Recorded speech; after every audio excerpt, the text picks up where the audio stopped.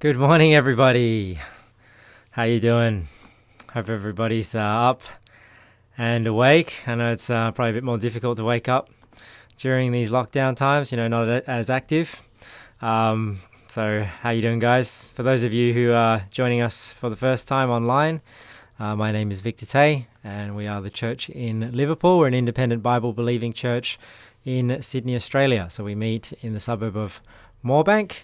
If you want more information, you can go to our website, tcil.org.au, and most of the links to our social media and to the website are in the description. So good morning, everyone. It's good to see you all there. Give us a thumbs up if you're watching, and drop a comment in the live chat. I can already see some of you guys joining us already, which is good. Hopefully you guys like the topic of today's sermon. All right, so let's open with a word of prayer. Let's pray. Lord, we thank you for this day. Thank you that we at least have the technology here where I can communicate with the church. I pray, Lord, that you'll use today's message, and Lord, may it encourage us, may it inform us. And I just pray, Lord, that again you give the government wisdom, Lord, and haven't made very good choices so far. And I pray, Lord, that these lockdowns and this hype will be over soon. And I pray that through this, a lot of people will wake up to what is going on in the world. So help us, Lord, to be part of the resistance. Help us to wake people up. And I just pray, Lord, that you'll bless today's live stream. We pray in Jesus' name. Amen. Okay, so if you don't know, how you doing, guys? I can see Alexander, Ruth, Razor Max. Who else is there in the comments? And Jane Orwood. How you doing, guys? All right, so if you have been following what's going online, you know now what I've been up to. A few of us have been discussing what to do, so we thought we'd try this. Exercising My Rights. If you don't know about it, go to exercisingmyrights.com and you can learn more about it, and hopefully it encourages more people, not only in our church but all around Australia and the world, to get out there and exercise during this time of unprecedented government overreach. So go check it out. We're just having a bit of fun with it as well, but at the same time it's a very serious topic. So exercisingmyrights.com. If you didn't know, there is an app called Fort Knoxter. This app is very similar to WhatsApp.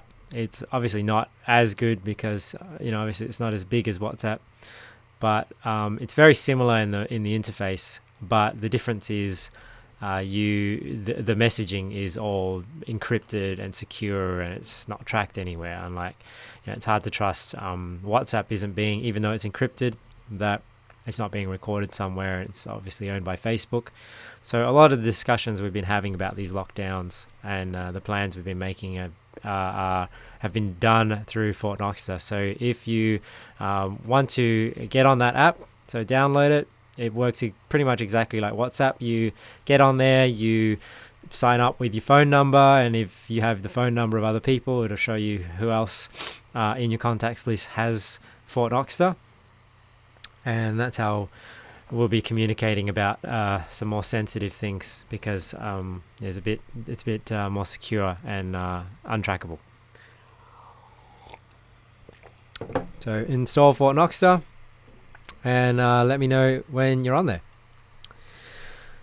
Okay, so since we haven't been having church as we normally do, I haven't really been praying for people's requests. I don't really want people's private requests going out all the way out into the online world. But what I thought I at least wanted to do is I'll start sending out a copy of the prayer list. So if you do have prayer requests, some of you guys have already been sending them to me and updating me. So I'll update that list and I'll just send it out to the people in our church. And that way, at this time, we can be, like the Bible says, watching and praying. So we should be praying for one another. Don't forget, guys, that you're part of a church. So please keep in contact with each other. Encourage one another. Don't just leave that to me. So please, if you can, just remember each other during this time as well. Okay, just a reminder as well, thank you so much to those of you guys who give.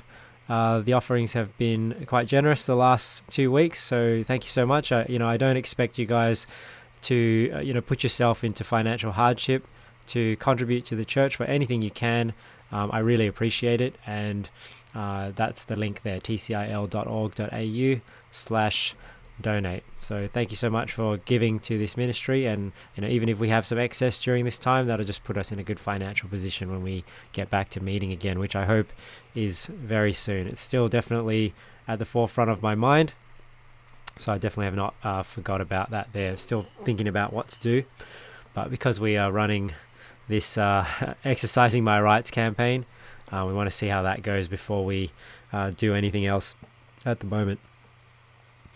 Okay, so let me just blow my nose.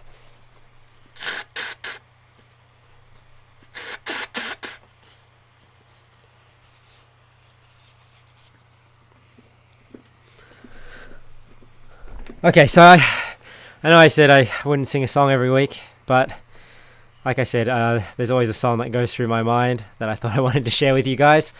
So today, I hope you guys will enjoy this song. This song is a song called Walking Through the Flames, and because we'll be talking a bit about end times today, I thought it would be very suitable topic for today. So I don't know if you've heard this song, but I used this song in our very first anniversary video. So if you remember that anniversary video, this was the first song in that anniversary video. Maybe you didn't know what the lyrics were of the song at the time.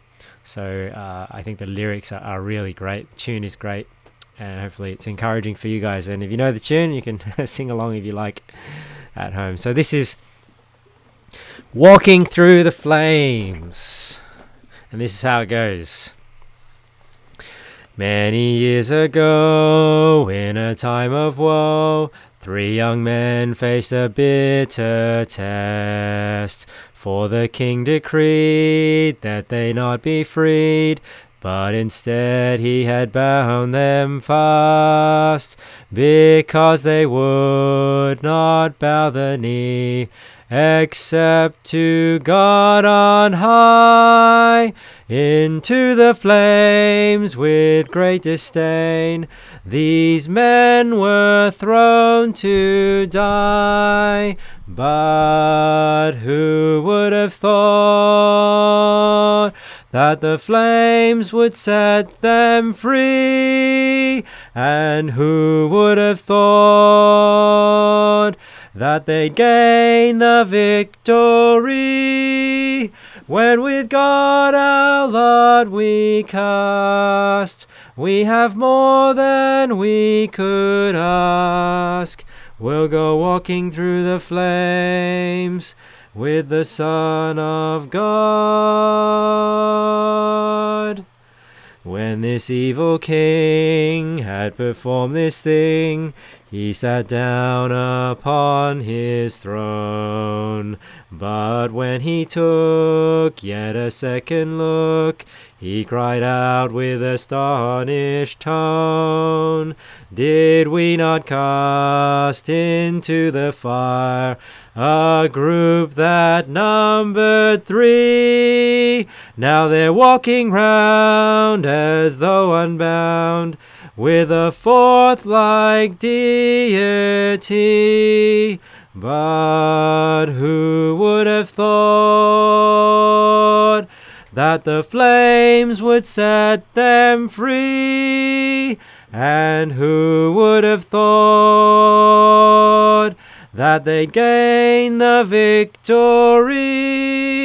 When with God our lot we cast, we have more than we could ask. We'll go walking through the flames with the Son of God. God has made it known to his very own, tribulations they must bear. For this world is not any friend to God, In his cross we have a share. But when the hour of trial comes, and fire is all around, we'll find the place we're walking on is really holy ground. And praise be to God that the flames will set us free. And praise be to God, we shall gain the victory when with God our lot we cast. We'll have more than we could ask. We'll go walking through the flames with the Son of God. When with God our lot we cast, we'll have more than we could ask. We'll go walking, walking, walking through the flames with the Son of God. With the Son of God.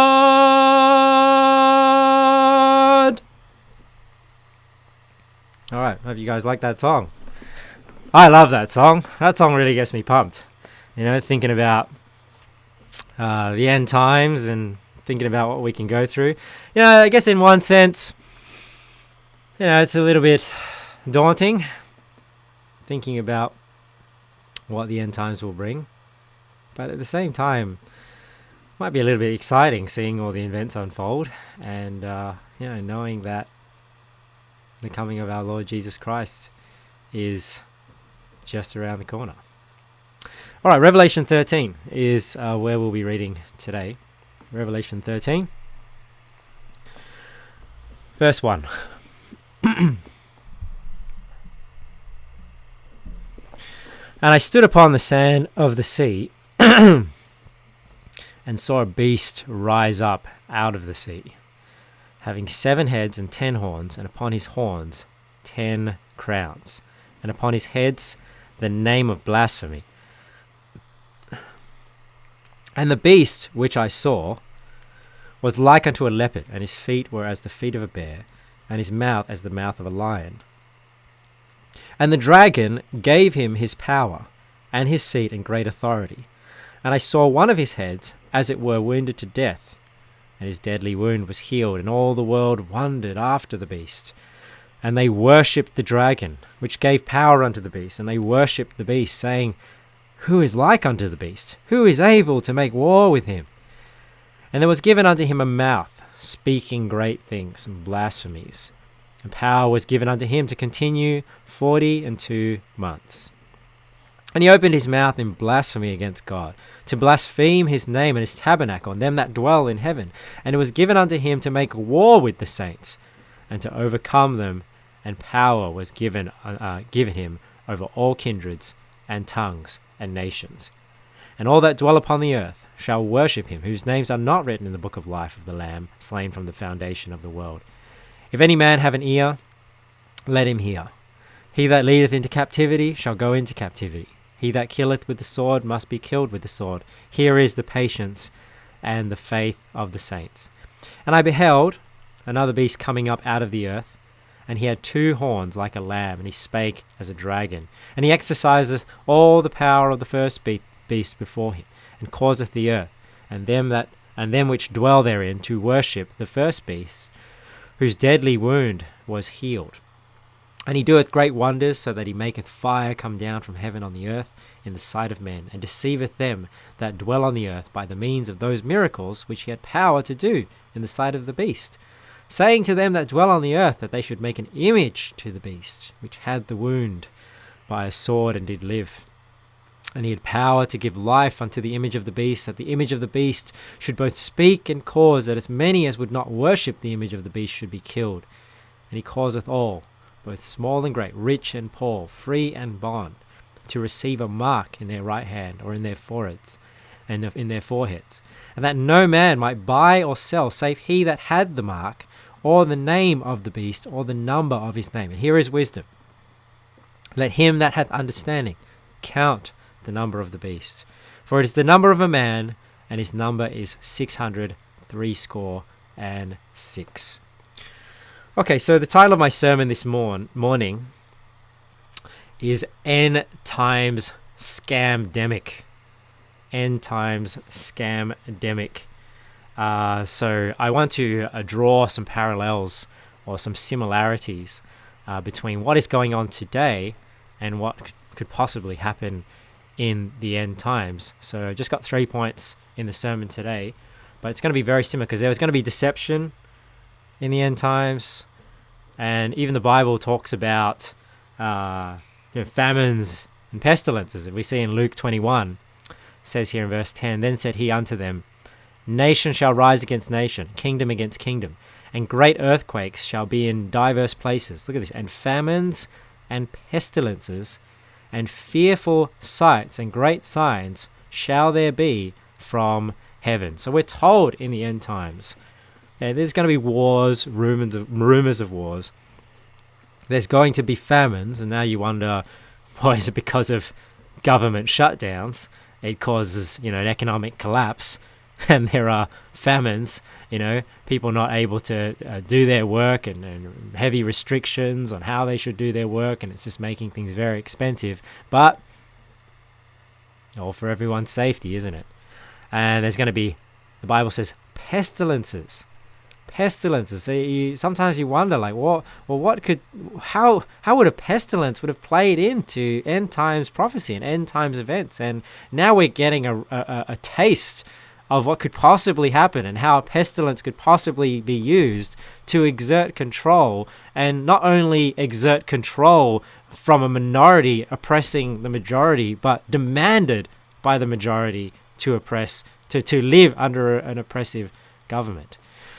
So I'll go on to my first point. Before I go on to my first point, for those of you who have been following along with what I'm doing, obviously I am completely not convinced at all of this coronavirus, scamdemic that is going on. I think it's a complete, fraud in a sense of just, the medical data is inaccurate. It's unreliable. A lot of the stats that have been quoted are misleading, and it's not even hidden.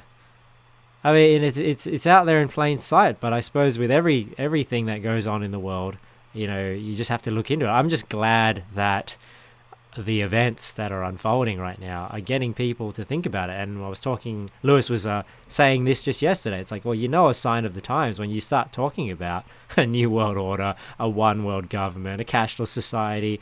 It's not so much about, you're crazy to have these ideas. Now it's whether this idea is good or bad. Like, people are already accustomed that this is happening. And it's a topic that is on the tip of people's tongues now. It's not something that's just, for the loony sections of the internet anymore, as people would think prior. But, those of us who know the truth and have the truth, we know that something like this is coming eventually. Just how it's going to unfold is what is playing out before our eyes. Now, do I think that, this scamdemic that is happening right now is the end times? No, but I do think it is a precursor, and it's definitely warming people up to the ideas that will most likely be implemented when Antichrist comes and takes over and implements these things. And I think it's not, like I said, it's not going to be a minority that are just oppressing the whole world. We'll find ourselves in the minority, and the majority will willingly go along with it, just like the majority are willingly going along with the oppression and the lockdowns that are going on now. In fact, they're demanding it. That's what's crazy.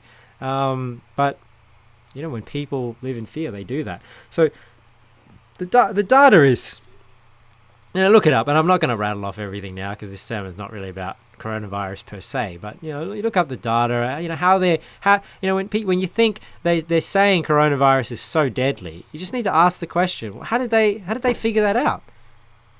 You know what I mean? Like, because obviously the experts are not doing what most people do, which is just reading an article of some, the ICUs happening in Italy or whatever, and just freaking out, just thinking, oh, the hospitals are being overrun. What data are they looking at? How did they come up with the idea that coronavirus spreads more or is more deadly than the flu when they have no idea how many people are infected? The deaths are unreliably recorded, and they're padded up. You can say somebody died of coronavirus when they just had coronavirus. They could have died of something else. And I said this joke in the interview with Meryl Dorey of AVN, saying, you hear this joke going around that nobody's dying of cancer anymore. Nobody's dying of heart disease and pneumonia, and people aren't even dying of just regular causes anymore. You don't die of old death anymore, old age anymore. You're always dying of coronavirus. So coronavirus is like this miracle virus that has just cured all other ailments. So many experts are speaking up about this bad science, and it's good to see that. But, I'm sure that they will just be labelled as loonies, just like, Christian scientists are labelled as, unscientific. And, therefore, because the diet is unreliable, there's no justification for these lockdowns. These lockdowns, the cure is definitely going to be worse than the disease. So I am completely not convinced at all that this coronavirus is anything to be concerned about. But like Peter Hitchens says, I think it's very funny. He says, I feel like I'm in a country where the religion has changed and I'm not part of that religion. And, people expect, this social distancing, and you can't, shake hands anymore. You can't hug. And he does it out of respect for the religion, for the country, but he doesn't believe that religion. It's almost like you're under a different type of Sharia law, right? You're under a religious law that you don't believe and don't ascribe to, but you just respect because everybody else believes that you live in the country. You don't want to be disrespectful of other people. So whilst I don't believe that what we're seeing today is the actual end time events, I believe that there are a lot of similarities of what is going on. And that's what I want to talk about today. So we saw in Luke 21 the famines and pestilences. So we can see how pestilences will play a part in what goes on in the end times. So my first point is this idea of a new world order. A new world order. Now this phrase may mean different things to different people, but when I think of the new world order, what I think that's referring to, and when people talk about it, is this idea that there's this one world government. There's this new system of government that is global, that everyone's saying, hey, this is what we need in order to make things work. And you can see they're even talking about it now when they talk about the coronavirus.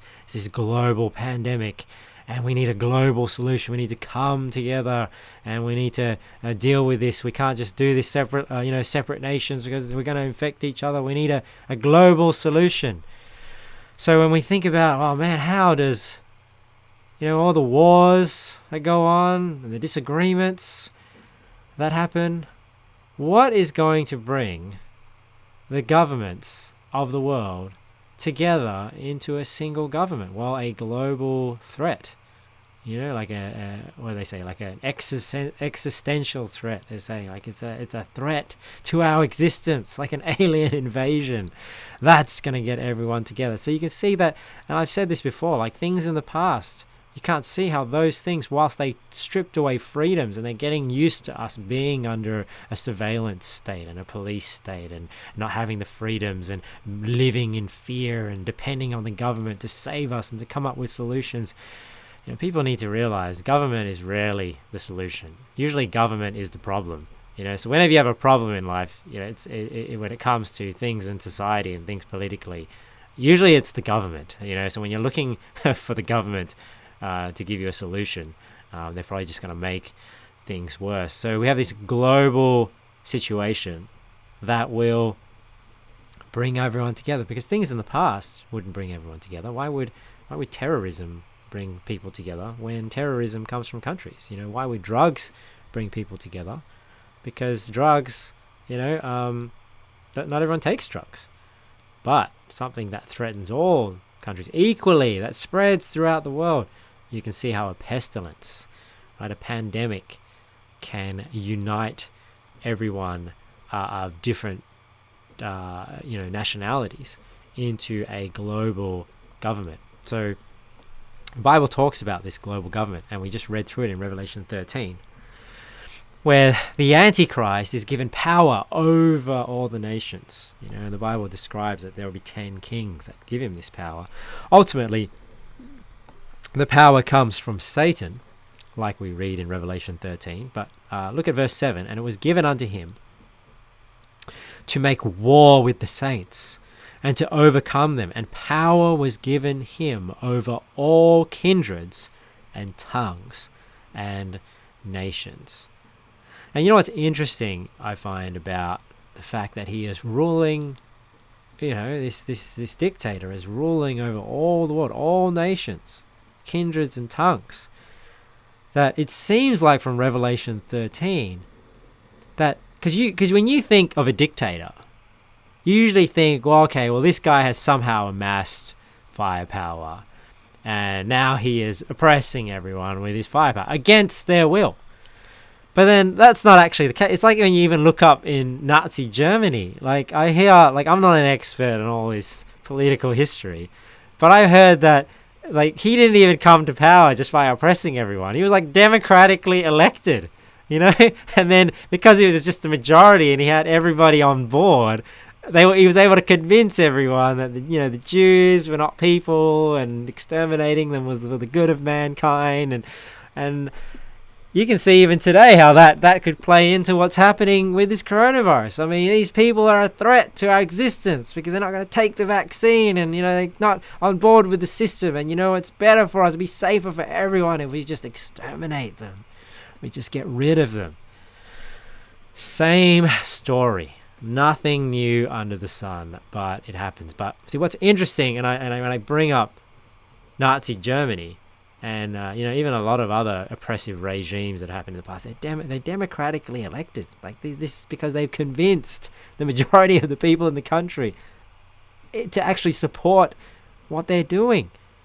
Because if you think about it, if you must go about it that way, because if you have an oppressive dictator that is just in the minority, what is stopping people, like in the Ants movie, from standing up and realizing, what?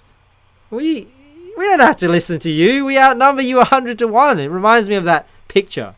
That meme. I'll just get a bit closer. That picture that sometimes flows around on Facebook, and it's like there's people standing on a plank of wood that is hanging off a cliff, and all the people are on that plank of wood, and then you've got the politician or the dictator standing on that plank of wood, preaching at them, talking to them. And it's like, the picture is meant to show that they don't realize that the reason why that politician or that person has power is because they're all standing there supporting him. But if they start walking off that plank, then he's going to fall off the cliff. So this is why if a dictator tried to take control without majority support, they wouldn't be able to maintain control, right? But what do they have to do? They have to make people live in fear. They have to make people think that he's needed, he's required, he's doing something good. And then when he has majority support, he is able to then oppress and persecute the minority. So why am I saying all this?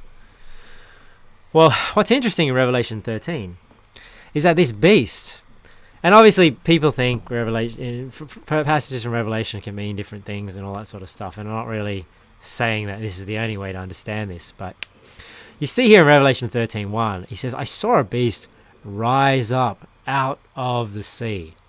And when I read that, I just thought, man, is this saying, when it rises up out of the sea, that he's not actually, coming down and standing on the sea. The sea actually brought him into power. And it just reminded me of this thought of, man, these oppressive leaders actually get into power because people elect them. They actually want them. They actually demand them. Because what does the water represent in this picture? Well, we know in Revelation 17. Look at what it says here. When you get a picture later of Mystery Babylon, that woman that's riding on this scarlet beast, which is the beast that's being described in Revelation 13. That's comes out of the waters. It says here in verse 15, and he saith unto me, the waters which thou sawest, look at this, where the horse sitteth, so she's sitting on that beast, right, which is the Antichrist, are peoples and multitudes and nations and tongues. So the waters in that visual, right, in that vision that John is explaining here in Revelation, those waters represent people, nations, kindreds. And that's why, why do the kings of the earth, the 10 kings give their power unto the beast? It's interesting that, we see today with the coronavirus, people demanding global action, demanding, that they do something to save us. Oh, government, hear us, save us from this pandemic. And here it's going to be the same. I mean, what is the threat going to be? Who knows? Is it going to be a pestilence again, where people are just so fearful that they give their power over to this person? And it's even more convincing because of the signs and wonders. It's so interesting that when you read through Revelation, the beast has a wound, where that was healed. And a lot of people think that that's how he's going to trick people into following him, trick people that he is Jesus Christ returned, because, he can say, look how the Bible says he died and rose again, he was dead and is alive. And he's sort of mimicking that. So not only is he mimicking the death and the resurrection, but he also has his forerunner, right? His forerunner, like Jesus had John the Baptist. This guy's got his, this other beast that is going before him, that has the 2 horns like a lamb, going before him, telling everybody that they should, pointing the way to the beast, to the Antichrist. So we see that there. So, it's interesting that people demand these things. And why do people demand what is an oppressive government? Why are people going to accept this one world government? And we see today, even with the coronavirus, why do people accept what is going on? Why do people demand for global action? It's because they're scared. They're fearful, right? And if the government and the media can create enough fear, can get people scared, and they do not trust in God, because it's not the believers at this time that are getting deceived, right? It is the unbelievers, the people that don't know God.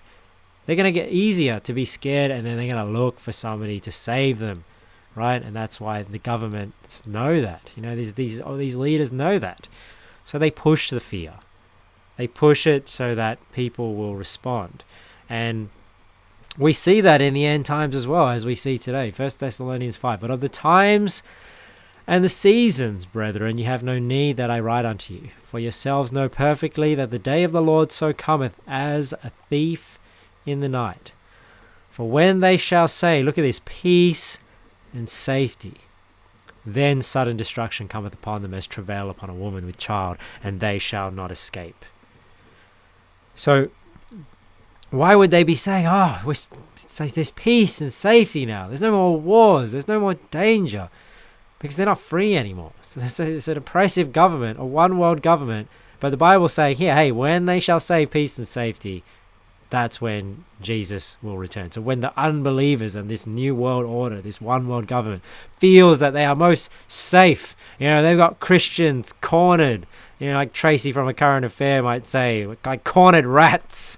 They're going to say, oh, we feel so safe, so peaceful, those Christians, those pesky, dangerous Christians, as well as others. I don't think Christians are going to be the only ones standing up against the New World Order.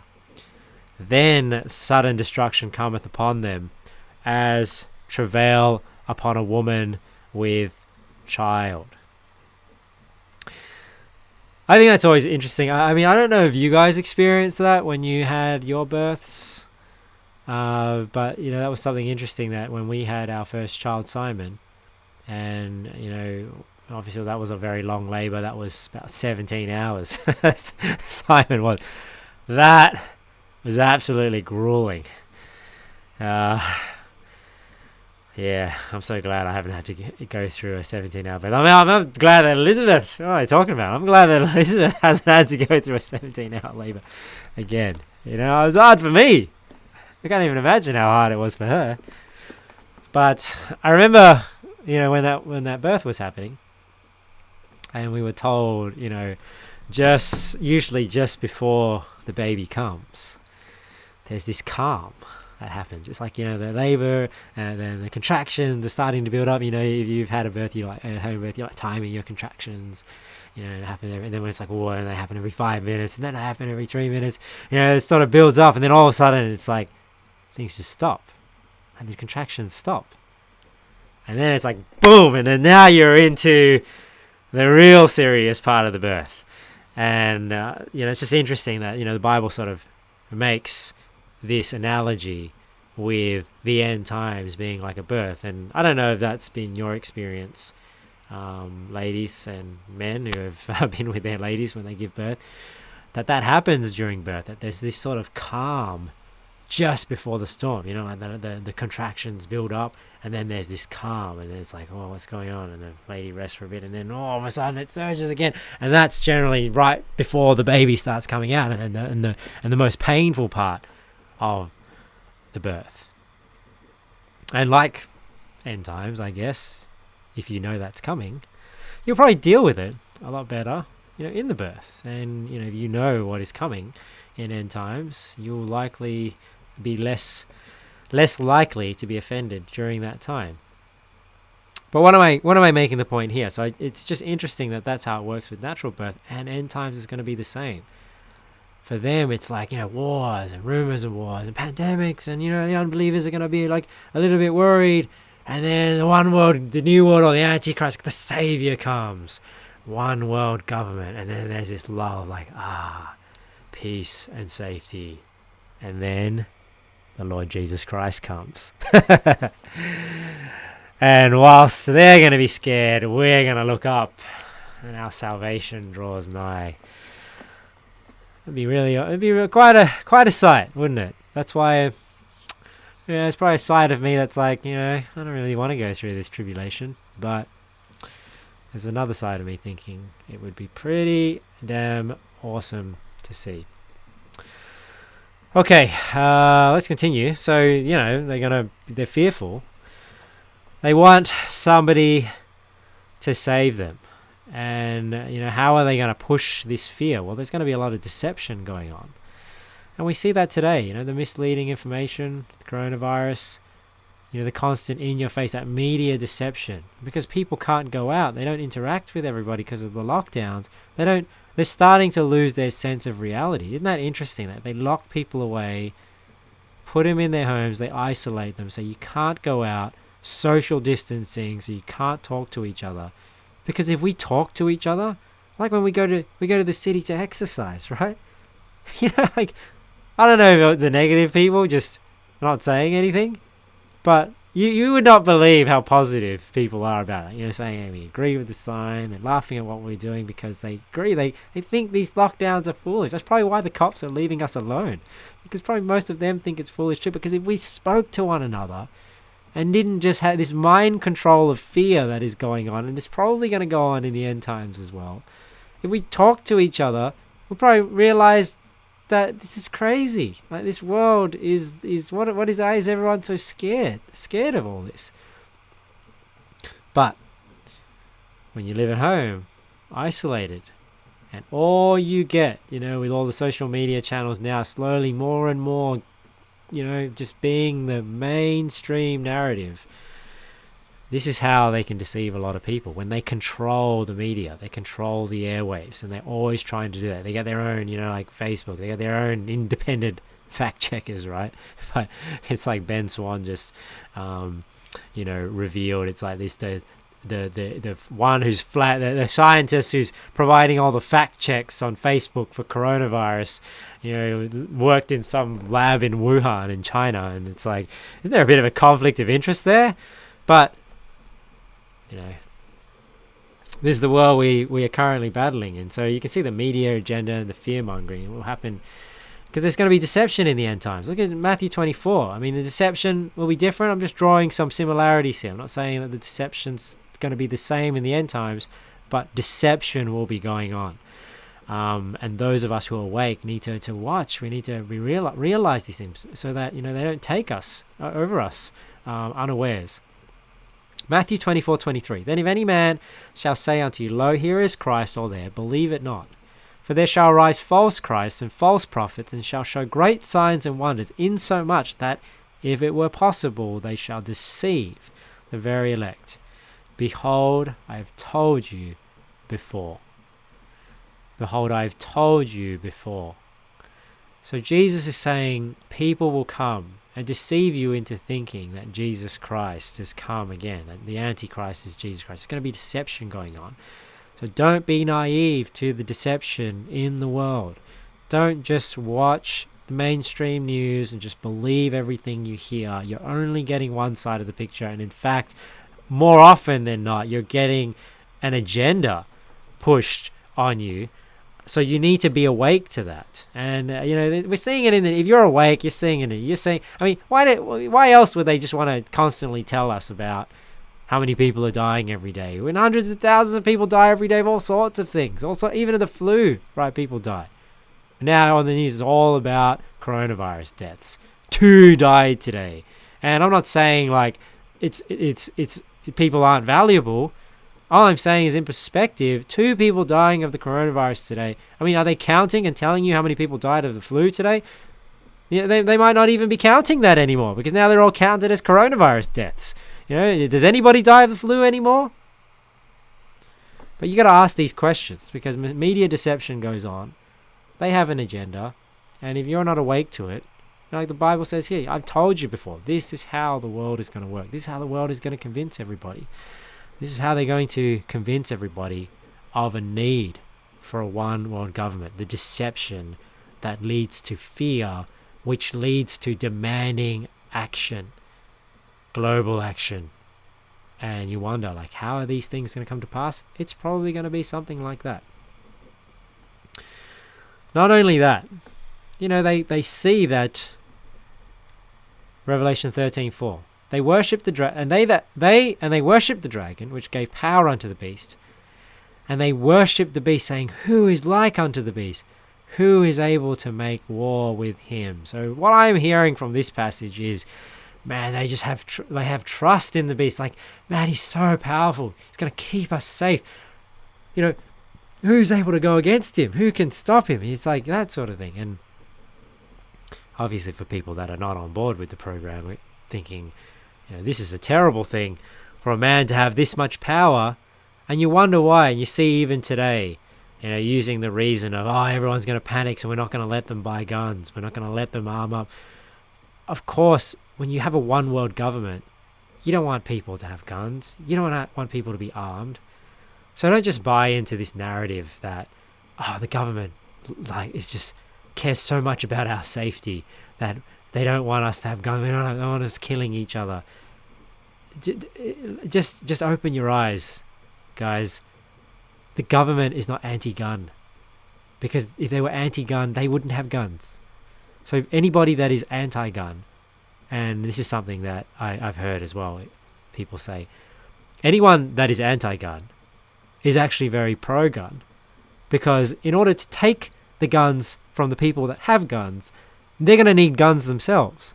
So nobody's actually anti-gun. They are just wanting guns for themselves. They're just pro-guns for a certain part of the population, because they need guns in order to keep people in check. And this is why they don't want other people to have guns. So don't get this idea that people who are anti-gun, and people are pushing an anti-gun agenda, don't want anyone to have guns, because they don't mind their police having guns. They don't mind who they deem as good people having guns. So we want good people to have guns as well, but we think we're that good people that ought to have the guns against an oppressive government, or to protect ourselves.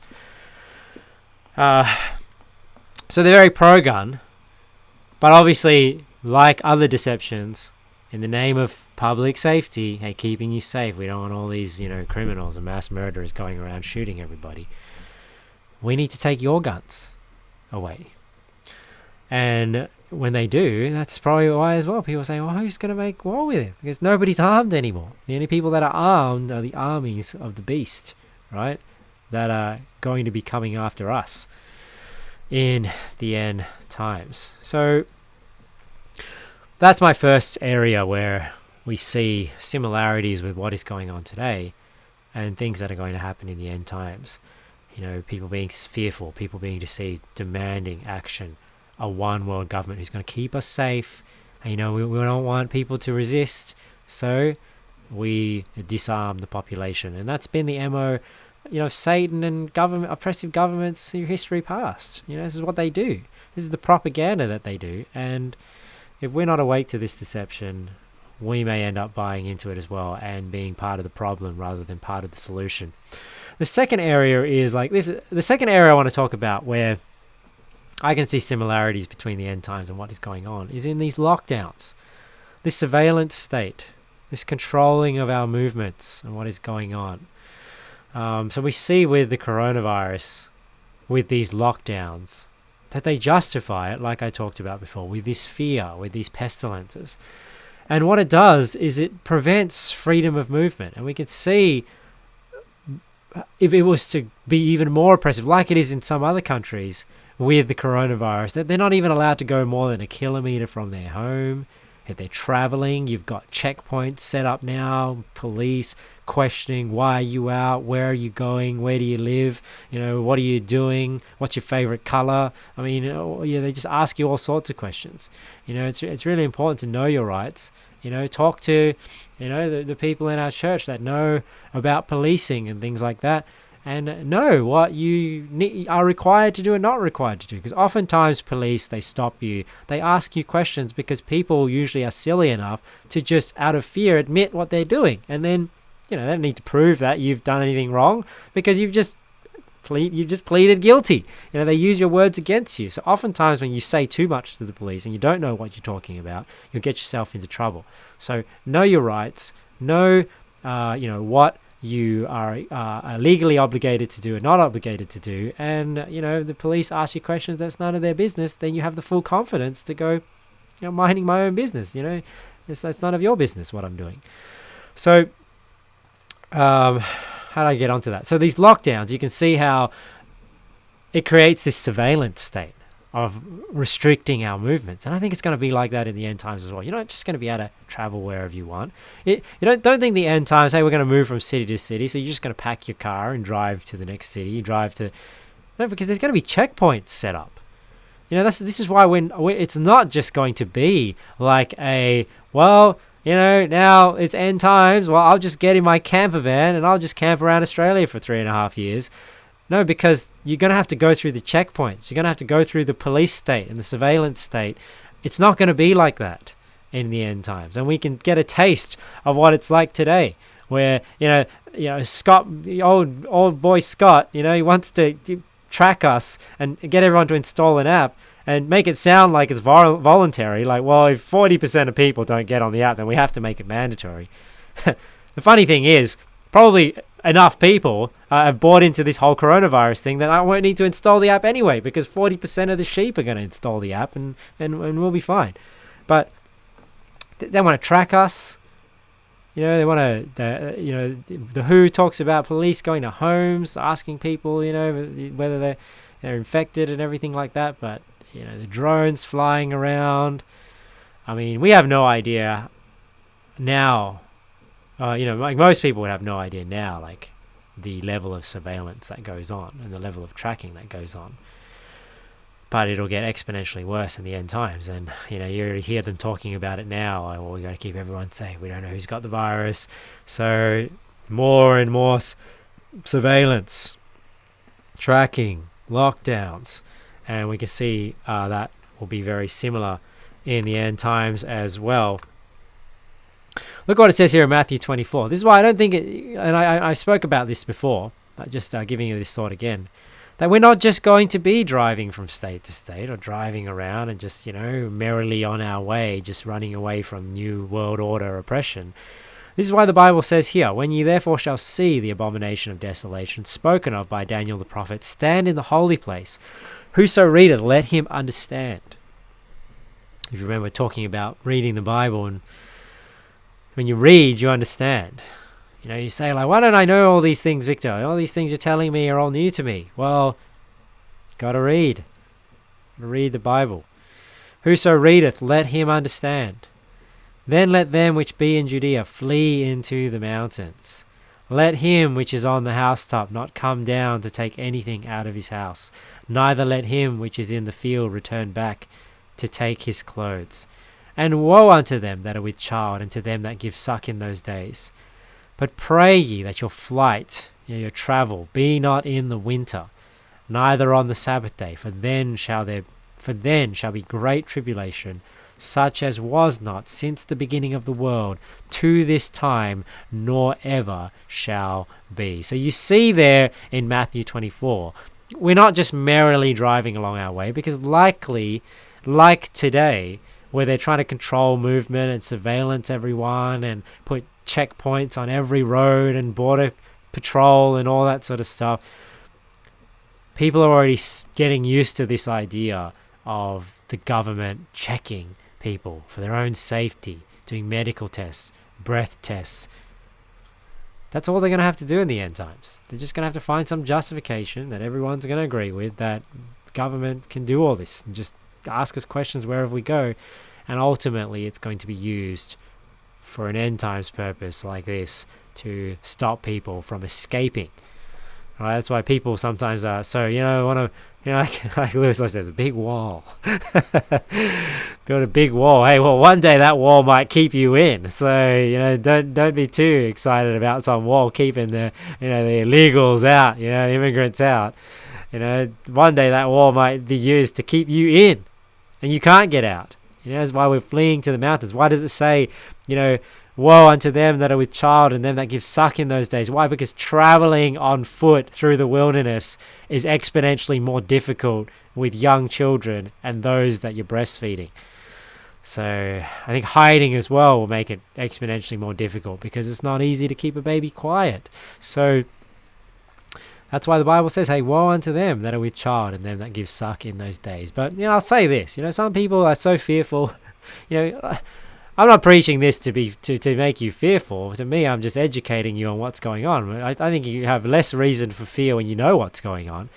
But, don't buy into this idea like, just don't have children because the end might be near. We should still have children. Let's trust that God will take care of us. Yeah, it'll be hard. But, I would not give up a blessing just because I'm fearful of what may happen. I think we continue to have children, continue to raise children, and trust that God will provide for us supernaturally, even if we see this time. But, I don't want to get ahead of myself and think, Jesus coming is around, is within our lifetime. We don't know. I think for many years, people have been talking about the chip and the mark of the beast for decades now, and many people have talked about the end times and just around the corner for many years and for a long time. I definitely think we're starting to see things come together that other people would not have even imagined could have happened. But I think we're still a ways off. I think there are still enough people awake that there'd be resistance, but who knows? Is it likely that we will see it in our lifetime? It's possible. Probably more likely that our next generations will see it. But, that's just my feeling. I'm not basing that on anything at all. All right, let's continue in this point of lockdowns. So we see the restriction of movement, the surveillance that'll go on, that'll cause us to have to flee into the mountains, not just comfortably drive and use just your state highways and all that sort of stuff. But with the surveillance and the lockdowns, what we see today is we see people dobbing on one another, handing people over to the government, like telling them, hey, this person's breaking the rules, this is snitching on people. And that's very similar to what's going to happen in the end times as well. Let's show you in Matthew 24:10. It says here, and then shall many be offended, look at this, and shall betray one another, and shall hate one another. Isn't it interesting there that the Bible says that people will betray one another? So this shows that it's not just your unknown person, right? It's not just the people you don't know, your neighbors that you don't really associate with, snitching on your movements. And does that happen? I'm sure it will. But you wouldn't feel betrayed by somebody you hardly know. But when it says here, many shall be offended and shall betray one another, this is the sad thing, right? It's going to be people that you trust, people that are close to you, that don't see things the way you are, will turn you into the government. And, we may see things like that today where people know, hey, you don't vaccinate your kids, or you are not on board with the program, you don't want to get this chip that everyone's giving out. People dobbing each other in, the government turning people against each other for a reason that they deem worthy. Matthew 10, verse 21, the brother shall deliver up the brother to death, and the father the child, and the children shall rise up against their parents and cause them to be put to death. Now, this is obviously in the extreme end times, in this tribulation here, but you can see today symptoms of that happening. People dobbing each other in. You hear of stories now where, a preacher is trying to have a church gathering and their children are turning them into the government, saying, if you have that church, I'm going to report you to the police. So this is not crazy stuff. This is things that happen. People will turn on each other for reasons of fear and of public safety and public health. And the Bible talks about there's a time when that will be worse than ever. And who knows what the reason will be. Will it be a combination of things? I'm not too sure, but the Bible definitely talks about this mindset of people turning one another in to the authorities. And ye shall be hated of all men for my name's sake, but he that endureth to the end shall be saved. So this being hated, of my name's sake, I don't think necessarily means that we're hated because of the things we do for Jesus. It's because we'll be known as like these Christians. There'll be these people. It sort of reminds me of in the days of Esther, where Haman says unto the king Ahasuerus, there is a certain people, these people causing trouble, scattered abroad and dispersed among the people in all the provinces of thy kingdom. And their laws are diverse.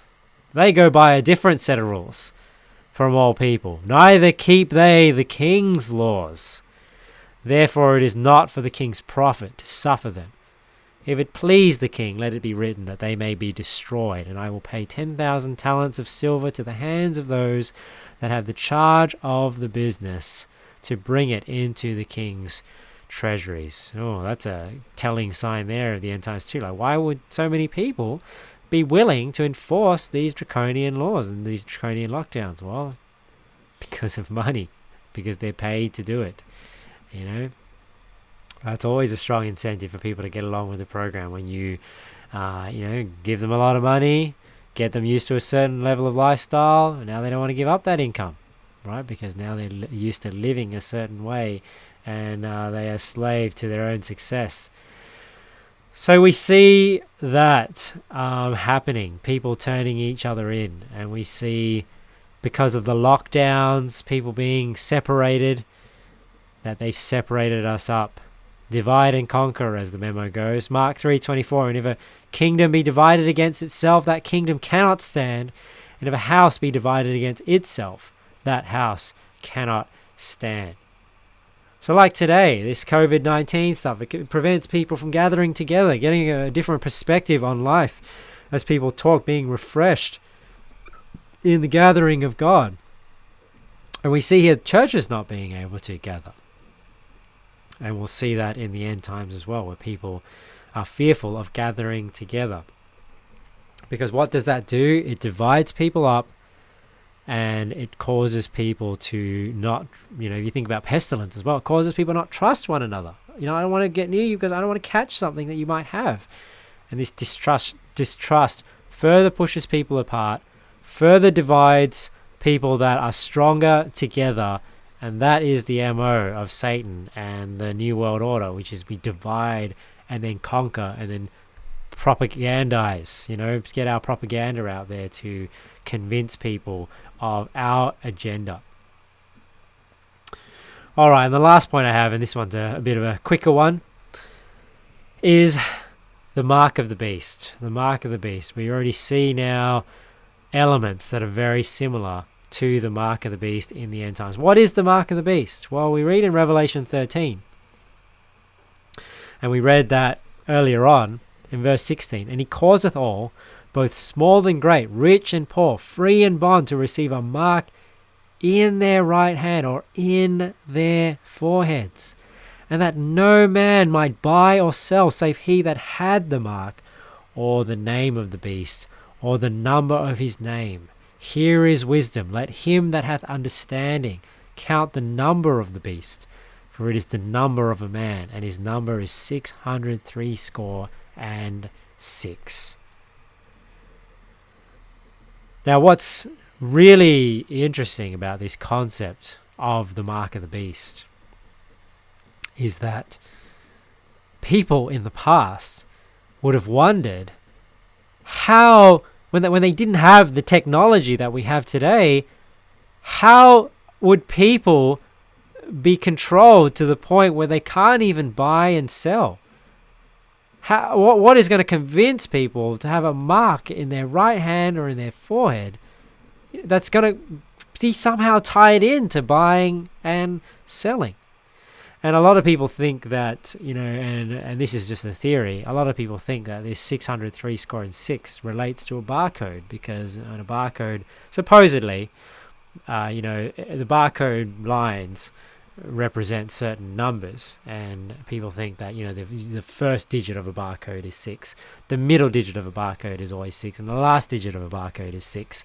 So this number of a man, this 666, may have something to do with commerce, and these universal barcodes, which are recognized everywhere, may have something to do with it in terms of these barcodes and what you can and can't buy or sell. But people wonder, well, how will they possibly control everybody to do this? But we see it today. We see identity coming together. You got your MyGov ID, and everything's going to technology, and before you know it, you can just scan your smartphone, and then you can purchase things. Before you know it, that chip that's in your smartphone can be used in your hand. And why in your forehead, you wonder? Well, probably because there'll be some people that don't have hands, right? So it's going to be in either your hand, which is convenient for people that have hands, or people that don't have hands need to put one in the head, right? Because obviously your head is what's going to survive. You lose all your limbs, but your head's always going to be there, and you still move that, as opposed to moving your torso. So that's like your last extremity that you could move, and maybe put over a tap as you go. What is it? A pay wave. So we see the technology is there, and we will see it like we're talking about today. We're seeing forms of what is to come. We will see a form of the mark of the beast today, and it'll give us an idea of what could be used, the technology that will be used by the Antichrist when it comes. And you think, oh man, is this crazy? Now, people that used to talk about microchipping and chipping people were just all those crazy conspiracy theorists. But now it's mainstream. Now, man, we need to like Bill Gates. No thanks, Bill. Tattoo everybody with some tracking ID to know whether you're vaccinated or not. Just getting people this idea that we need to surveillance everyone, we need to track everyone. ScoMo wanting us to put some app on our smartphone. You can see how it's all coming towards that one chip. And I say, how about no, Scott? I don't want you to track me on my phone and all that sort of stuff. So, but it's coming. The technology's here. And if you just even look up, it's not even secret anymore. I mean, there are businesses in the United States and all around the world where their employees willingly get this microchip. And why? It's either going to be done because of safety, out of fear, maybe out of convenience. It's just so easy, That's probably the reason why Christians think they'll be able to just go and think, oh, it's mark of the beast, it's not letting me buy or sell. Maybe I'll just go down to the Service New South Wales and get the mark of the beast, and just to make life easier. I don't think that's going to be the case. I think by that time they're going to have ways where they can, they can already sort of read people's waves and know whether people are lying or not. You might just go into a room and they go, oh, this guy's not on board with the program. And then you walk into a room and you don't come out. And Christians who are not awake to what's going on and just thinking, well, I'm just going to go and pretend like I'm worshipping the beast, get my mark, are just going to be lambs lining up for the slaughter. So those of us who are awake will flee into the mountains and get away from this, but those who aren't may just willingly and ignorantly walk to their doom. So this mark of the beast says in your hand, in your right hand. It's funny how it specifies the right hand. I don't know what left, and maybe left-handers won't get a choice. You'll be like, oh, but I'm left-handed. Sorry, buddy, you don't get a choice. You got to have it in your right hand. Maybe I don't know why it has to be in the right hand, but in your right hand, in there for it. And some people say, well, it's going to be in or on. The Bible says it's going to be in there, but does that necessarily mean there isn't going to be a visible mark? I mean, you think about Bill Gates, vaccine tattoo. To some certain extent, it goes into you to stay there, right? And have the technology to fit in there. So it could be a combination of both. It could be because I think if it's inside where you can't see it, how is it a mark? Generally when you think of a mark, it's probably some visual cue that you have it. People can see it on your hand. That you are chipped. You can see it on your forehead, a barcode on your forehead, people say. And we're going to be walking around with barcodes so that we walk past the police state scanners, they can just scan us and know who we are. We had a social distance so that the scanners work properly. And I've heard all these theories. I don't know which ones are true or not, but, you can definitely see how this is definitely a possibility. So is it a combination of somehow being in and on your skin because it provides the mark, but at the same time it needs to somewhat go into your body because obviously there's some technology in that chip, so it can't just be just on top because then people can rub it off. So it has to be something where it would be a pain to take it off. They don't want people taking this off or de-chipping themselves. So maybe it goes in and it's secured in a way where it's quite painful, so people can't just easily take it off. But, we think about where is this technology going to come from? But we see this technology. We see it happening. We see how it's going to tie in to buying and selling, scanning your hand to pay. Because this is why people get this idea and they talk about a cashless society. So it's not so much that the Bible just refers to the not having any cash anywhere. People believe this. And they think this because how else can you control people's commerce if it was not a cashless society? If it was not a society that had an agreed upon medium of exchange? So this is why the government, oppressive governments don't like cash transactions, right? They want to get rid of cash because cash and being able to buy things outside of the system, there's no control. But if you think about every electronic transaction, there's a mediator, there's a bank that it has to go through, and if all the banks are controlled, they can switch off your account. Especially when they all come together, they just switch off your account, and you scan, it's like doesn't work. But if people have an outside medium of exchange, you have to control that. You have to try and take away that in order to control people's transactions. So they need to remove non-electronic methods of payment. I don't think it's going to be possible because people can always barter. But they'll try and restrict commerce, like we're reading in Revelation 13. But why do people always talk? Why is the phrase always cashless society, cashless society, cashless society? And I just think it's because people put too much value on pieces of paper and pieces of plastic. I don't think necessarily it's going to be a cashless society in the sense of currency-less society. They will try and stop a moneyless society, right? It'll probably be illegal to coin your own, currency and have gold and silver, because I think a black market may just arise of existing gold and silver coins where people buy and sell on the black market with gold and silver. But a lot of businesses will not take part in it, because you think a lot of businesses now, like if the government says we'll shut down your business, or if you accept this sort of commerce, we'll come after you, we'll fine you, we'll shut your business down. That's why a lot of business today, they'll just comply with government regulation because their livelihoods are at stake. So a black market will definitely need to arise where people will be trading in the backgrounds, and whether God supernaturally provides or whether people come up with means to transact with one another. But my point is, how is this similar to today?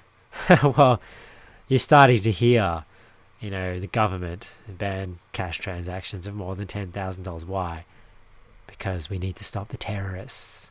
We need to keep everyone safe because people are doing bad things with cash. Even now, today with the coronavirus, well, you don't want to do cash transactions because everyone's touching that cash and it's dirty and you can catch a disease from it.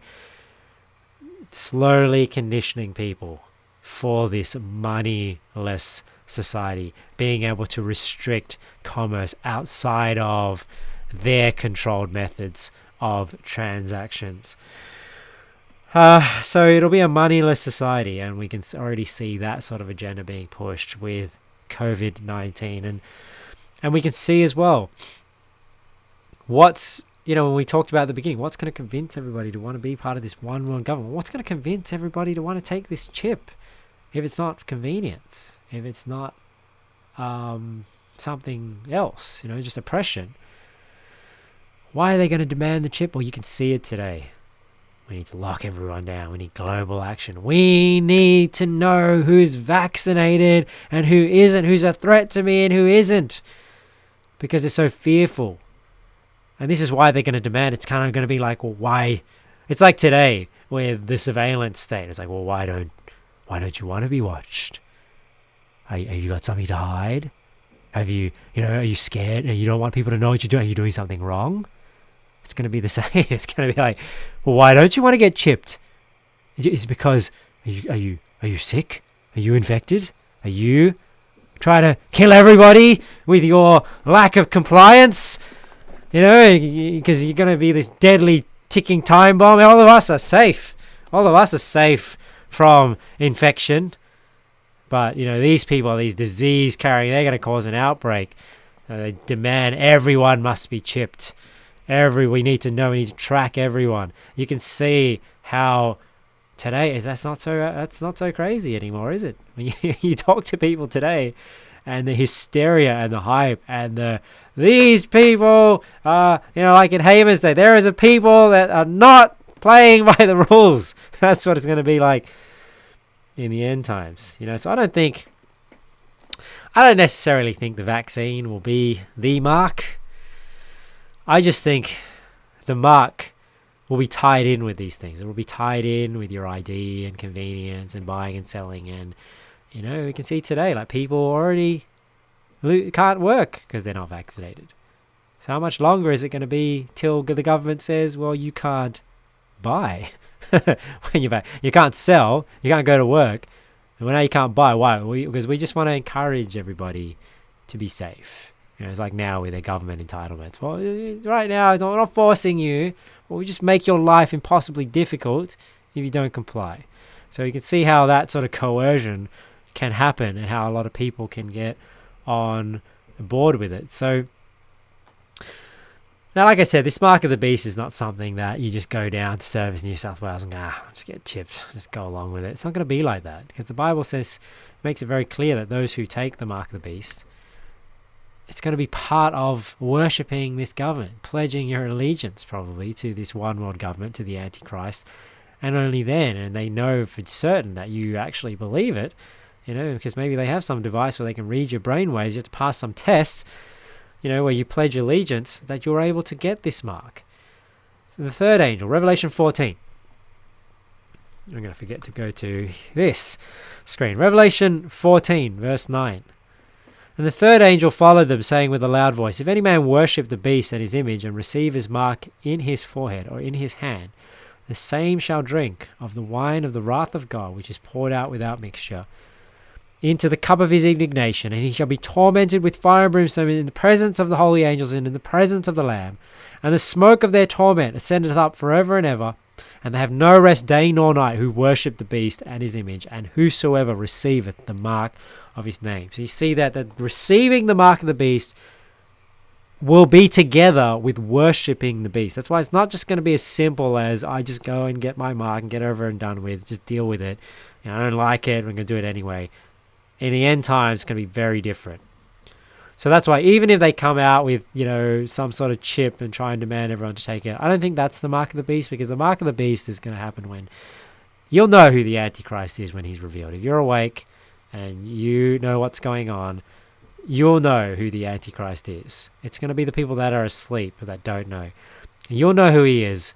And whilst everybody else is saying, oh, who can make war with the beast? We love him so much, the miracles and say, we're going to be like, no way, Jose. That's how it's going to pan out. So, just some closing thoughts. I don't want this sermon to make anyone fearful or discourage anybody. Will things get tough? Yeah, they will. Will it happen in our lifetime? I'm not so sure. So don't need to live in fear. I think, it reminds me a bit of, it's similar to, say, like being one of the apostles in the early church, where you think, oh man, they went through some hard times, but it probably would have been pretty cool to live through that era and to be part of that part of history. And I think the tribulation will be the same. I think the tribulation, when we think about it, might be a little bit daunting, but at the same time, maybe quite exciting to go through and to see those events unfold. So, what should we do during this time of lockdown? What should this remind us to do?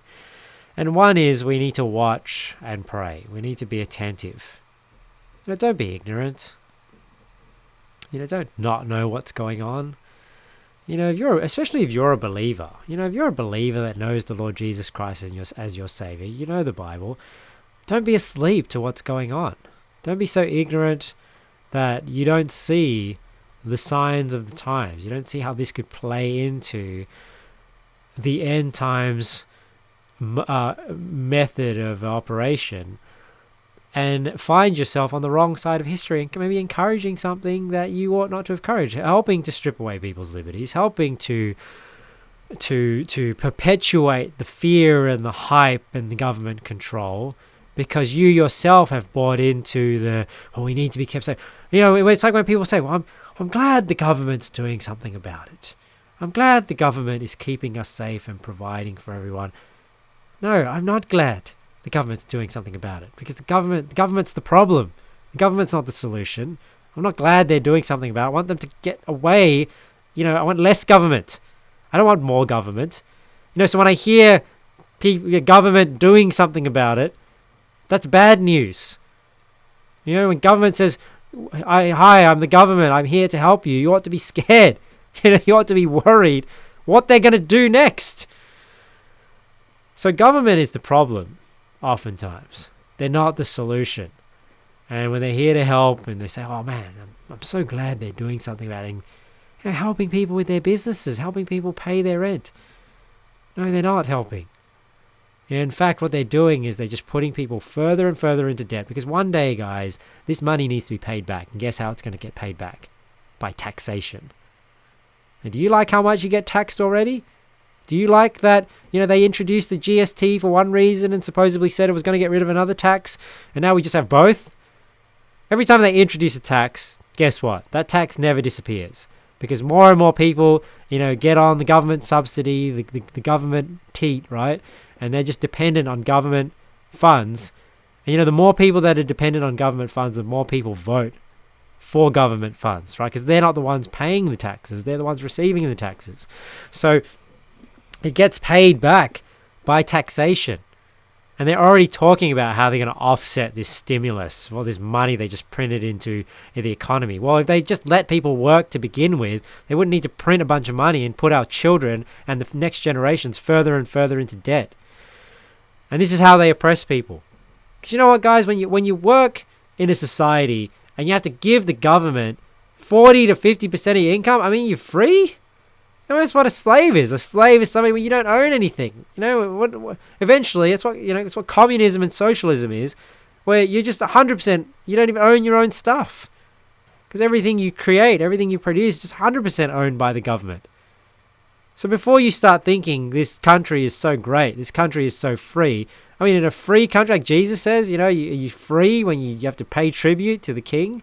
Are we free when we literally give almost 50% of our income to the government. How long? You think you work for a year, you work like 4 or 5 months just to pay taxes. And you think, well, Victor, I'm only in the 30% bracket, 40% bracket. Don't forget, you get taxed on the way in, you get taxed on the way out. Right? You get taxed on the way in, your income tax, and then you get taxed on the way out. You pay your fuel tax, your food tax, fuel tax, all sorts of taxes that you don't even see, because we just see the GST amount. GST included. That's a tax, my friend. And I guess we're lucky enough to have it at 10%, not like New Zealand, 15%. Other countries, I don't know. I don't know if they have 20% VAT tax. That's why this money's coming from somewhere, and it's coming from you. So don't think when you get money from the government, it's like, ooh, free money. No. Nothing is free in this world. Money needs to come from somewhere. So the Bible says here in Luke 21:34, take heed to yourselves, lest at any time your hearts be overcharged with surfeiting and drunkenness and cares of this life. So many of you guys, maybe it's not just the revelings. We probably don't have a culture of the circle of influence that we know, just this drunkenness, surfeiting generation. But I'll tell you what, this cares of this life, that's the one you probably sit in, if you sit in any of these categories. Cares of this life, and so that day come upon you unawares. For as a snare shall it come on all them that dwell on the face of the whole earth. Watch ye therefore and pray always, that you may be accounted worthy to escape all these things that shall come to pass, and to stand before the Son of Man.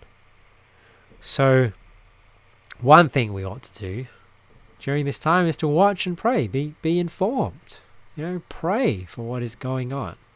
Are you praying for our country? Are you praying for people to wake up? Are you praying for believers to wake up? Are you awake yourself? So not only watch and pray, but prepare for something great. Prepare for greatness. Daniel 11, verse 31. Look at this. It's talking about the end times here.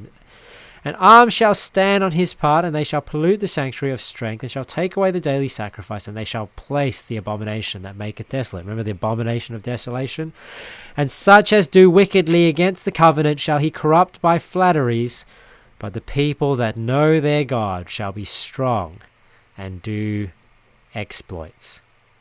And they that understand among the people shall instruct many, yet they shall fall by the sword, and by flame, and by captivity, and by spoil many days. So how can you prepare? Well, you watch and pray and prepare for something great. During this lockdown, don't just sit around vegging out, wasting your time. Don't just sit on the couch flicking through Netflix at this time, playing computer games, just doing nothing and just not making anything of yourself. Why don't you do something during this lockdown? Learn something. Learn something new. Think about how you're going to prepare yourself better when all this is over. How are you going to get involved? How are you going to make a difference so that we can stem the tide of this oppression? Get involved. Learn something. Maybe you can get out and exercise. Some good locations around the city to exercise in. And, maybe you need to get out and exercise more. So, I just hope at the end of the day that this scamdemic that's going on, this coronavirus pandemic, will wake you up to how Satan operates. And if that day comes when we need to fight, I hope you can say you made it difficult for him. All right, so don't be discouraged. Just take this energy of fear and make it some energy to prepare yourself. All right, so I will take some time now to take some questions. If you have any questions that you want to ask me about anything, but let's close in prayer. Thank you, Lord, for your word. Thank you for the warning that you give us. Lord, I know the world is probably shocked at what's going on, but Lord, those of us who are awake, we've seen it happening for a long time. Lord, I just pray that you help prepare us for what we may need to go through. Lord, even if we don't go through the true tribulation, I pray, Lord, that you would help us not be fearful. As a song I sang, I pray that you'd help us to know that the flames will set us free, and that we know that as we walk through the trials and tribulations of this world, you are right there with us. So, Lord, help us to not shy away from the flames. Help us to walk through them boldly with your word at our side and with the truth in our hearts. We pray in Jesus' name. Amen. Okay. Okay, I can already see some of you signing in to Fort Knoxter. So that's how I'm going to be mainly keeping track of things that are sensitive. So jump on there if you can. Fort Knoxter. So it's just FORTKNOXSTER. So I will give it a couple of minutes. I'll just get myself a drink. If you have any questions, hopefully they are coming through. I didn't really see any comments coming through as I was preaching, so maybe it's good you guys are just attentive and not wanting to disturb anyone. But maybe just drop a comment if you can, just to make sure my comments and reactions section in Ecamm Live is working properly, because now I'm worried that maybe it's disconnected and it's not. Oh, here it is. Okay, there you go. I must have accidentally I must have accidentally scrolled up, and that's why I didn't see anything scrolling. All right, let me just go back up here and read through this, because I did not see any of you guys' reactions. The last comment I saw was from Razormax when he said, I like it already. That was the last one I saw, so that's how far away I am in the comments, guys. And I just realized I actually have this new comments button underneath on Ecamm Live, so I just had to scroll, and I realized, oh, actually, everybody is here. So great to have Peter with us. You can see Jay Norwood, Razormax, Alex is there, Tracy's on the live chat, Simon's commenting. That's probably Elizabeth watching on the iPad. Let's see. Oh, thanks. I'm glad you guys are blessed by the songs. I don't sing. Guys, I don't sing because I necessarily think I'm a great singer. Do I think I have some talent? I don't think I'm completely talentless. You need to have some talent to be able to song lead. But, I do think there's something about singing a song where you can focus on the words. And, it's from somebody you believe is sincere about what they're singing. So I definitely think singing to people can be a blessing. So, I know some people might go, well, why is Victor singing on his live stream? Well, I'm singing because I think those of you with the right frame of mind will probably be blessed by the song and blessed by the words of the song. I know I am, and that's why sometimes it's hard for me to sing the song, because I'm singing the song and the words are speaking to my heart that I can't even sing the song. I start to choke up, because it just reminds me of God's love, reminds me of his grace, and reminds me that, especially that song, Walking Through the Flames, that, sometimes you go through hard times, and even if you're fearful about what's going to happen, man, it's a blessing knowing that God is there with you. So, let me scroll down about, see if you guys have anything you want me to ask. It's great to see some people joining us from other places as well that are not from our church. So it's great to have Joy and KJB4L. I don't know what that stands for. Maybe it's King James Bible for Life, I'm guessing. Is that right, Joy? Did I get it right, Joy Ann? King James Bible for Life. I don't know if that's what it means, but I like that anyway. Let's see who else is in here. Big difference.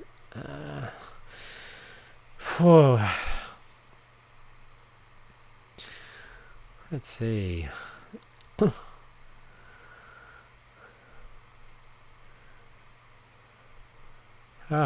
see. I don't think. Do you guys have any questions? You guys don't want to ask me anything. Ask me something. Make this interesting, guys.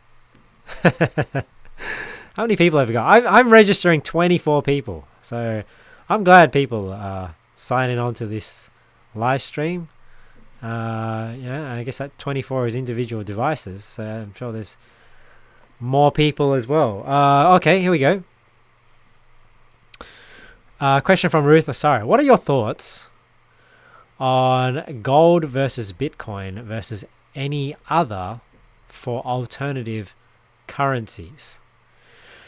Well, I'll give you, obviously, you guys know my thoughts from previous sermons that I think you need to have an actual thing of value to be the medium of exchange, because ultimately money is just another form of barter, right? It's just that agreed upon medium of exchange just becomes something that everyone recognizes that they can store, that's fungible, divisible, and all those properties we talked about that money is. And this is why gold and silver, it's not just people happen to use gold and silver as money. It's that gold and silver is what works best as money. So it's not that the cart before the horse. It's not like people like gold and silver, therefore they use it as money. It just happens to have these properties. No, people like gold and silver as money because it has those properties. It happens to have those properties that make it a good form of money. And any other precious metal as well. There's palladium, and I can't remember what other precious metals there are that the Perth Mint sells, but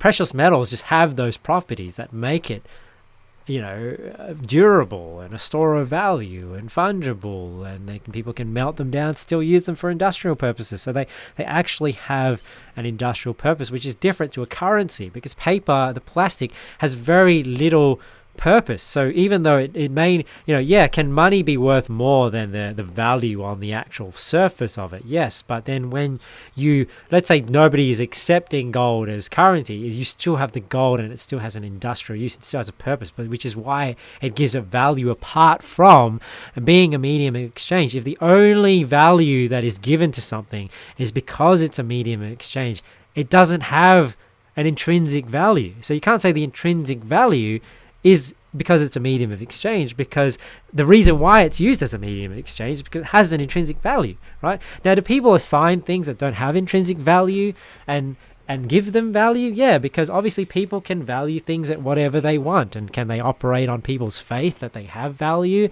like currency? Yeah, they can. So that's why it's not that these things can't work as a currency if everyone agrees upon it. It's just what happens when nobody wants your paper anymore? What happens when nobody wants your plastic anymore? What do you have? So you can't say that currency is a store of value when nobody wants it anymore. And because the store of value that it has is paper, and not even paper that's useful because it's already printed on. So what is it going to be? A fuel source? You're going to wipe your bum with it?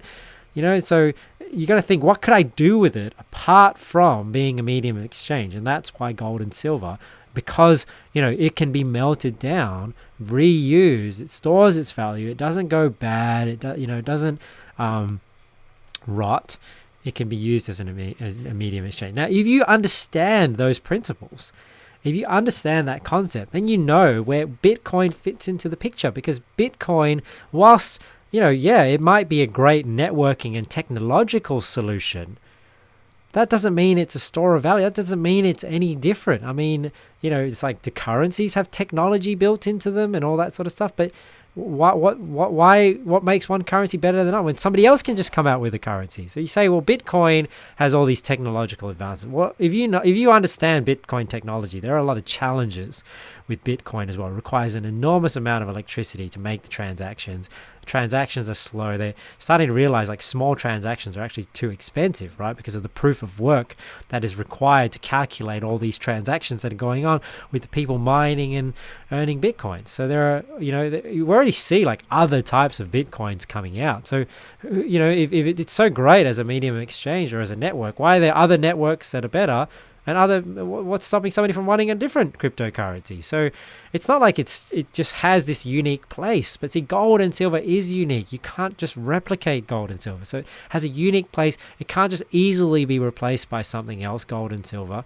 So that's why it will always have value, whereas the value of Bitcoin can vanish in a moment. That's why the price fluctuates so much, because other than being a medium of exchange, it doesn't really have any value. And if its value comes from its networking technology capabilities, then there are networks out there that are so much more secure and so much better, like Hashgraph.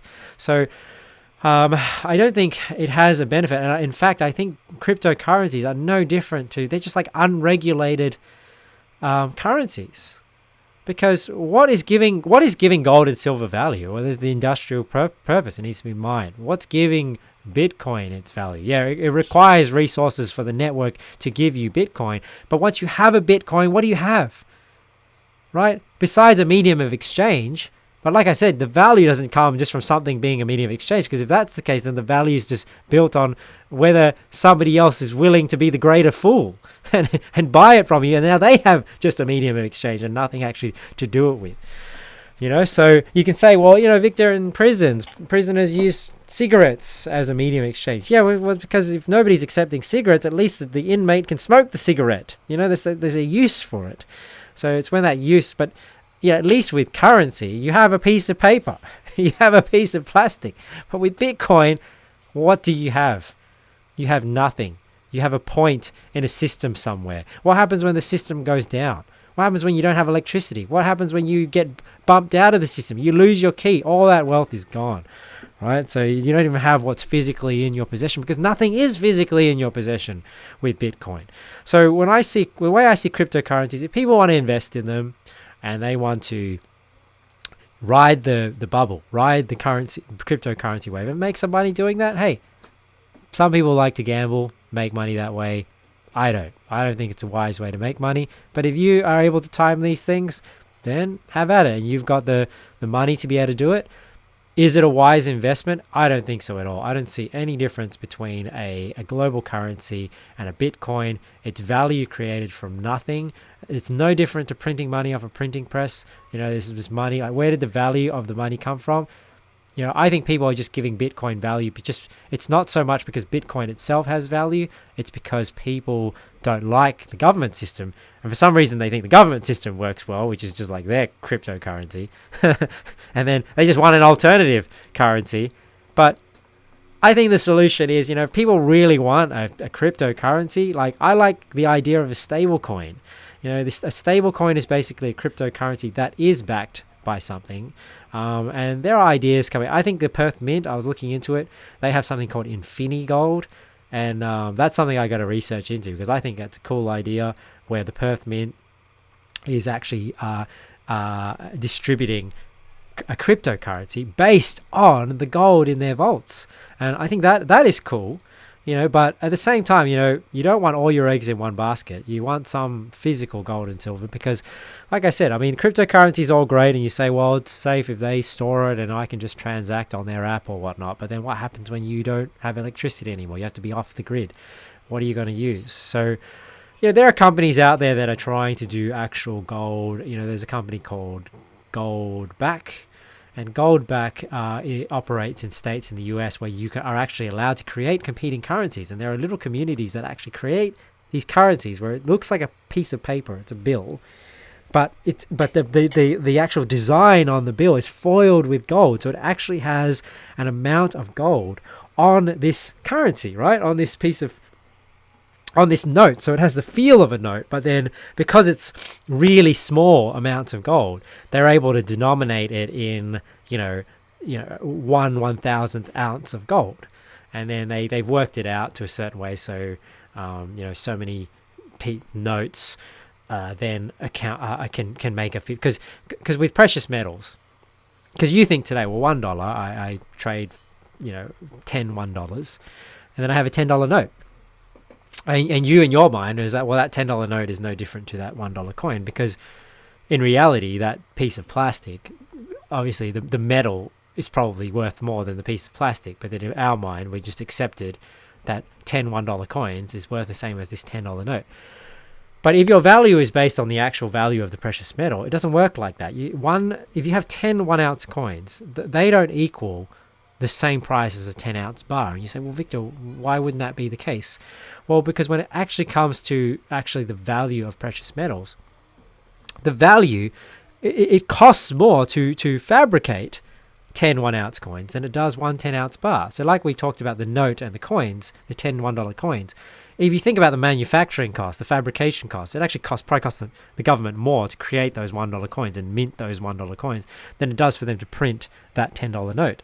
So it's similar in that sense with gold and silver. When you create individual coins, they're more expensive to make. And that's why if you've ever purchased gold or silver bullion yourself, you'll see that when you buy a smaller amount, the dollar per ounce goes up because the fabrication costs is taken into account. So anyways, the reason why I'm on this is just because the way this gold back company did it, they'll have like 1/1000th ounce of gold, but then I think the $50 note or whatever may have like a different amount of gold, but they've worked out what the fabrication cost is to make it interchangeable, so that you could change 10 $1 notes for a $10 note of gold back. And I just think that's very interesting. It's very intelligent. And so whether it is pieces of gold and silver, whether it is gold within the notes, I sometimes think just actual physical pieces of gold and silver that are uniform and can be used as money is better, just because I can imagine that a gold back, even though you can have very, very small amounts of gold, and that's the advantage of that, is that, it'd be very hard to carry your sliver of 1/1000th ounce of gold and trade with it. So by that time you might be getting to little pieces of silver, and gold maybe only starts at a certain amount. But I can imagine that to extract the gold from those gold backs would cost more than extracting the gold in just a pile of gold and silver, where it can just be melted and used for industrial purposes. So your premium on creating that product might be a lot less. So I hope that sums up my thoughts and gives you a bit of insight into the gold and silver world. It's something I was quite interested in at one time when I was thinking about buying gold and silver, learning about all this stuff. So I think it's very fascinating. I would love to see the day one day where even communities within Australia.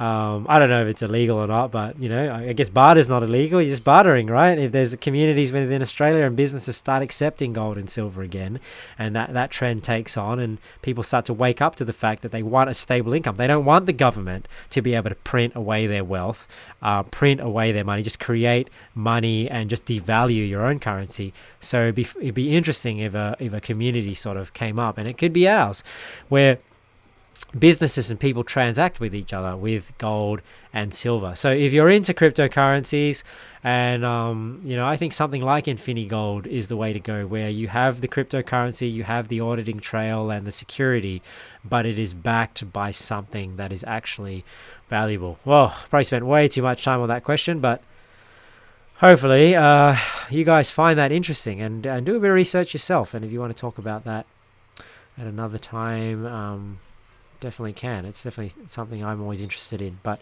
check it out, InfiniGold by Perth Mint, because I'm going to look into that and see how that works. Because supposedly there's an app that comes with it. Because see, the problem with transacting with gold and silver is online is it's hard to transact with the real world because everybody's using dollars. So like you transact, you got the merchant fees and everything. So what makes it difficult is if you want to transact with your money, if it's in gold and silver with the real world, it needs to be then converted to dollars to then pay for dollars for somebody who accepts dollars. So there's just added merchant fees. So that's why it sort of discourages people from it discourages people from transacting in gold and silver. But what's interesting about these apps is that you both have the app. It's like you can transfer ownership of gold between the app, and I don't know whether there's any transaction fees there. So it's like if a network of people use that, you could almost use that instead of MasterCard and Visa and just transact it with this app and just transfer like ownership points, storage points between each other. Okay.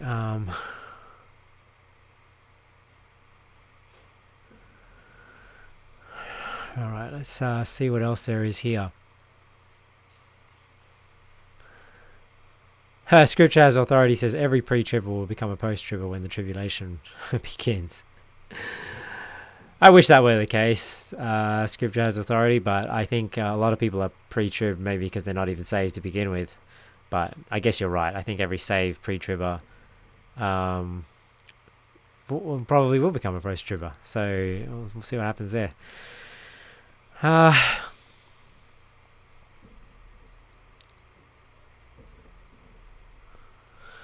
what point do you think it's okay to physically defend ourselves against the government? That's a really good question, right? Because I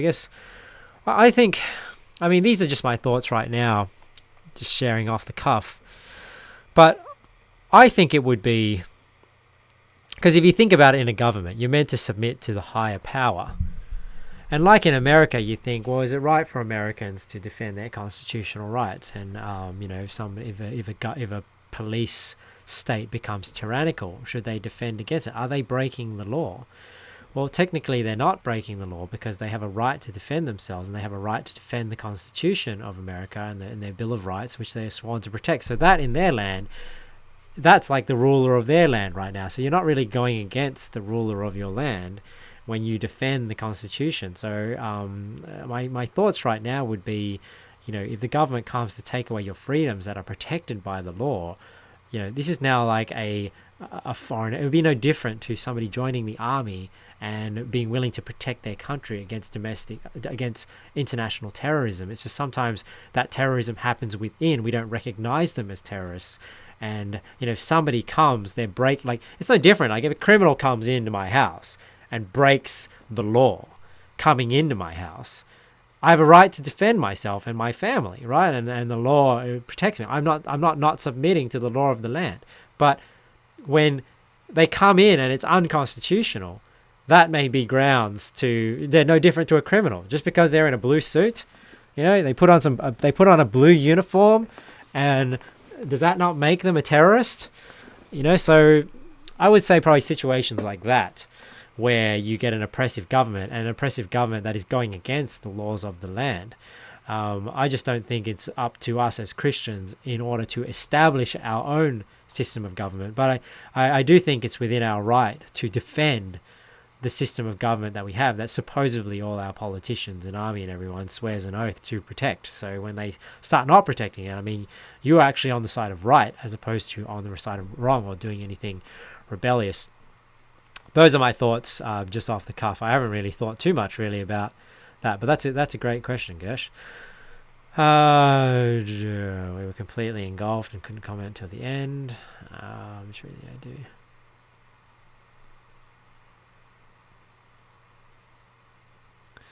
All right, Razormax asks, what do you think about the millennium? Is it coming after first death? I think maybe you mean after the first resurrection? Before paradise?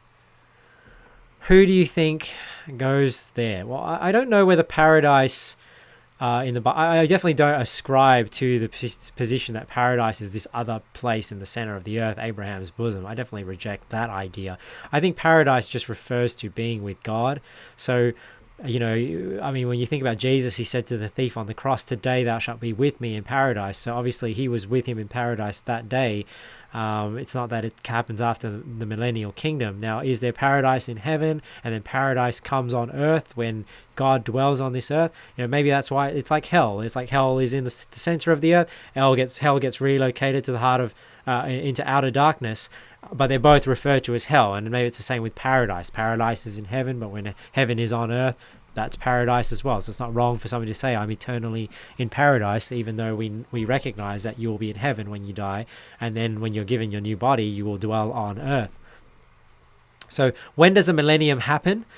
Which is the 1,000-year reign. So we have the way I believe the end times timeline works is we will see the signs of the times. We will have the tribulation, which is for about 3.5 years. Jesus returns. We see him in the air. That's when the rapture happens. Then about 3.5 years of wrath being poured out, and then God will come down onto this earth, Jesus Christ, rule and reign for 1,000 years. So it will happen after the first resurrection. And prior to the white throne judgment, because what happens after that 1,000-year reign, Satan is then loosed out of his prison for a time. And all this you just read in Revelation. It's when you read Revelation, don't have this idea that you read Revelation and it's that hard to understand. Yeah, you may not understand all the imagery and all the similes, but you'll get an idea of the events because it clearly just spells it out. It just says, well, this is what's going to happen. So after the 1,000-year reign, Satan comes out, and then he's destroyed at a final battle, and then God makes a new heaven and a new earth, and that's where we will spend all of eternity. Okay. All right. Jordan asks, I think we should get Zoom app so that we can have fellowship face to face. Oh yeah, maybe that's a good idea. yeah, but I don't know how much longer I'm going to be doing these live streams, honestly. So I'm getting a bit restless and thinking, you know, still thinking about when is the right time to speak out a bit stronger. But right now, I'm content with just doing exercising my rights. You know, I don't know so much about that, Jordan. Yeah, maybe that's not such a bad idea. Maybe that's something we can do throughout the week.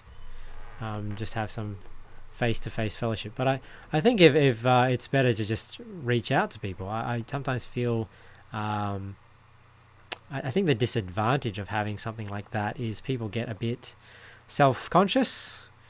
You know, if you've ever been in a meeting at work and cameras on everyone's face, they know like when someone's talking, everyone's paying attention. It's a little bit more, you know, I don't think everyone would be up for that. So yeah, I think it's just different strokes for different folks. I think when you're actually in a church, it's a bit easier just to sort of have a conversation while still listening to everyone else. Yeah, I don't know how keen I am on that, but that's a good suggestion. I'll have to think about that. How did Ruth Osario ask the same question twice? Oh, he must have. He must have thought I've missed it. Let's see.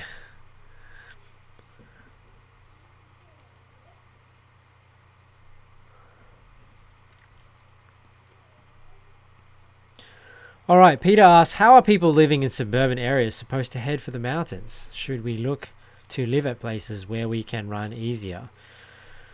You know, that's, you know, I would say that if people live in suburban areas, it'll make it exponentially more difficult. I mean, the closer you are to authority will be harder for you to make a run. So, yeah, I guess, you know, that is something to consider. And it's funny, when I was talking to Meryl Dory offline, I was saying, you know, how come everybody that's, you know, part of your movement, they all live so far away?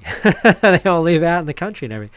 And she says, well, I guess it's just part and parcel of the territory that when people start to realize government is tyrannical, kind of like things like today, people start to live, or, you know, maybe I want to live a bit further out. I want to be a bit more self-sufficient. I want to learn how to grow my own food and herd my own animals and things like that, because they don't want to be dependent on the government. They want to be, you know, and maybe it's like that. Maybe maybe that's something we do need to think about, that we do live a bit further out, so that, you know, when things go down, there's not your you know, because government can only really enforce a certain amount of area. And it's like that in China as well. Like my brother used to tell me that, you know, one child policy in China. And he would say, you know, in the very rural parts of China, it's not as oppressive, because obviously the government can't be authoritarian everywhere. So there are parts in rural China where people get away with having multiple children and people leave them alone. And, you know, maybe that's not so bad of an idea. And you think about it, you know, I kind of think, you know, I don't want to be so detached from society that we can't reach society. But maybe it's wise to sort of live on the outskirts, so you're still attached to society. People can still get to you, but at the same time, you're far enough away that you're a bit of a hassle to be authoritative over. And I'm sure it happens today, and just because, you know, I'm very, very urbanized, that I'm sure today little communities build up, not detached. I'm not talking about communes like the Amish. I'm talking about just communities where people are quite connected out there, and commerce happens between them, and they grow their own food. They're self-sufficient, but yet they still have the modern day conveniences. You know, they still have a postal route and streets, and they still have internet and mainline water and all that sort of stuff. But, you know, that would be something really interesting, you know, to sort of create. It'd be great to create, you know, often we talk about, you know, having a local council to ourselves, but maybe you could create one where, you know, people can go there. And it's like today where people think, you know, like, you know, I'm Chinese, or I'm Korean, or I'm Arabic, I'm going to move to that suburb. And maybe the day will come where people think, you know, where do all the Bible believers live? And they live in a certain area, and it's an area, you know, semi-governed by biblical principles. I think that would be a great place to live, and definitely prepare you better for things to come, and keep people together to fight, rather than us being scattered all over the nation.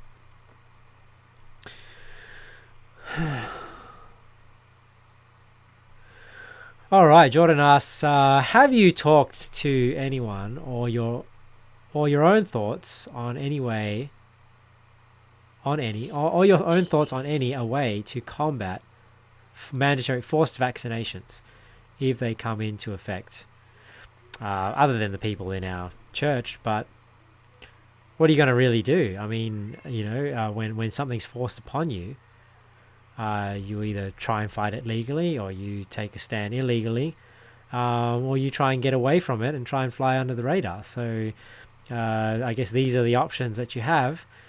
I guess the question is how much of a conviction you have, or how dangerous you think this vaccine is, whether it's worth it or not. Uh, I'm sort of being more convinced more and more that there's no way I'm going to take. I mean, I was already sort of not wanting to take any vaccines at all, but um, I'm sure it might come to the day where it may be life or death, and that may be the reason why you have to run, because they want to force vaccinate everybody. I'm not too sure, but do I talk about it with people? Yeah, definitely the people in the church I talk about it with, or anybody that asks me about it. To what extent will I go? I think more and more so as I'm hearing about, Mr. Bill Gates and what he's trying to do. I think more and more so when we find out what is in it, I don't want to take it anyway. So, I don't know whether I was of the persuasion where I would be willing to go to jail, but I kind of take solace in the fact that I'm probably not going to be the only one. I think there will be a lot of people who are discontent with this. And you know what? I don't expect people. I don't think expect you should have to stand alone, because whilst sometimes you feel alone, I think there will always be a remnant that have not bowed the knee to Baal. So as much as we feel alone, we are not alone, and I think we can give each other strength. I'm just being honest with you guys. That yeah. I don't fear being. I don't look forward to being tortured or anything. I don't look forward to the hard times. I'm a creature of comfort, like you guys are. But I think even this time of hardship now is doing good for us, because it'll prepare us as well. It's preparing people for the New World Order, but I think it's also preparing us for what is to come. Okay. Oh, there we go. I saw this comment from you, Joyanne. Oh, thank you so much. I honestly don't think I'm that good of a debater. I'm glad you think so. But, I hope I get better. I'm trying to practice more and more. I guess the more I talk, I probably don't do as much as I could. There's still a part of me that is, a little bit fearful of just going out there. Even this live stream is a little bit uncomfortable for me. But the more I do it and the more you guys encourage me, the more comfortable I get at it. And you can probably see how I started with this live stream and now how I'm talking now. I guess if I can get into this comfort of talking to this camera, but you feel like I'm talking to you, but I'm actually just talking at this black camera here. So it's kind of a bit weird for me. But I think in my own mind, I have to think you guys are on the other side of this camera lens. So I am actually talking to somebody that is listening to me, even though there isn't an interaction. But this is why it's great, these live streams, you guys commenting. It gives it a bit of interaction. It makes me feel that I'm not alone in this little sound booth of mine. And for those of you who have been to my house, you know how pathetically small this room is and how pathetic it looks in real life. But, I guess when all you're seeing and all you're hearing is from the equipment, it looks pretty good. So thank you so much for the kind words. And I guess I'm the only one who has guessed it in 4 years. So there you go. Maybe it was of the Lord. Here we go. Question. Have you or other brethren from church been able to share the gospel? I have found it to be really easy to get onto the topic, and people are more willing to hear. I'll be honest with you, Jordan, not really, because I really in my life I don't really get out that much, and mostly soul winning was where I was able to talk to people. But I'm a bit hesitant right now, even when I go out, and this afternoon we're going to go out and letterbox, and you guys should as well. If you need some tracks, come get them. Come get some, and just letterbox a block or so. And if you get the opportunity to talk to somebody, but my experience going out and letterboxing, everyone is very hesitant. I don't think they give you weird looks when you're walking around.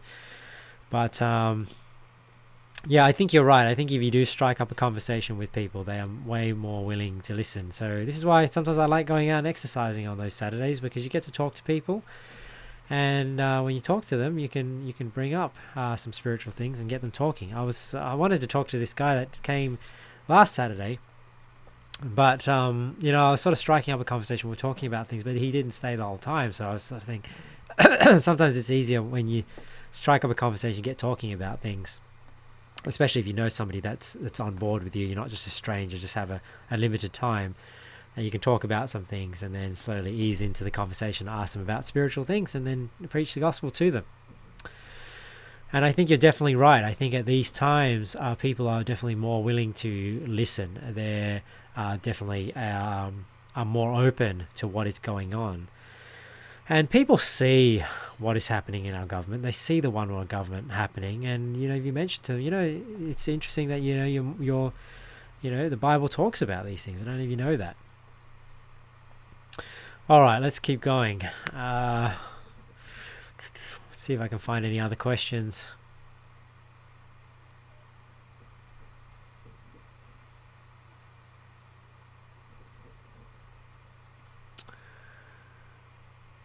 Oh, Tinkerbell has joined us. Hi Victor, new to your teaching, very enjoyable. P.S.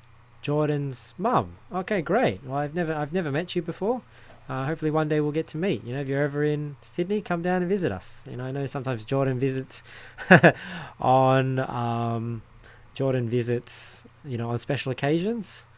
So, once we get church up and running again and we have a special occasion, come and visit us. Or, if you want to get some exercise, I'm exercising every Saturday from 2 to 4 around Parliament House. So if you feel you want to travel to a scenic location in Sydney, get some exercise, you'll see me there. And we'll walk around, we'll have a chat.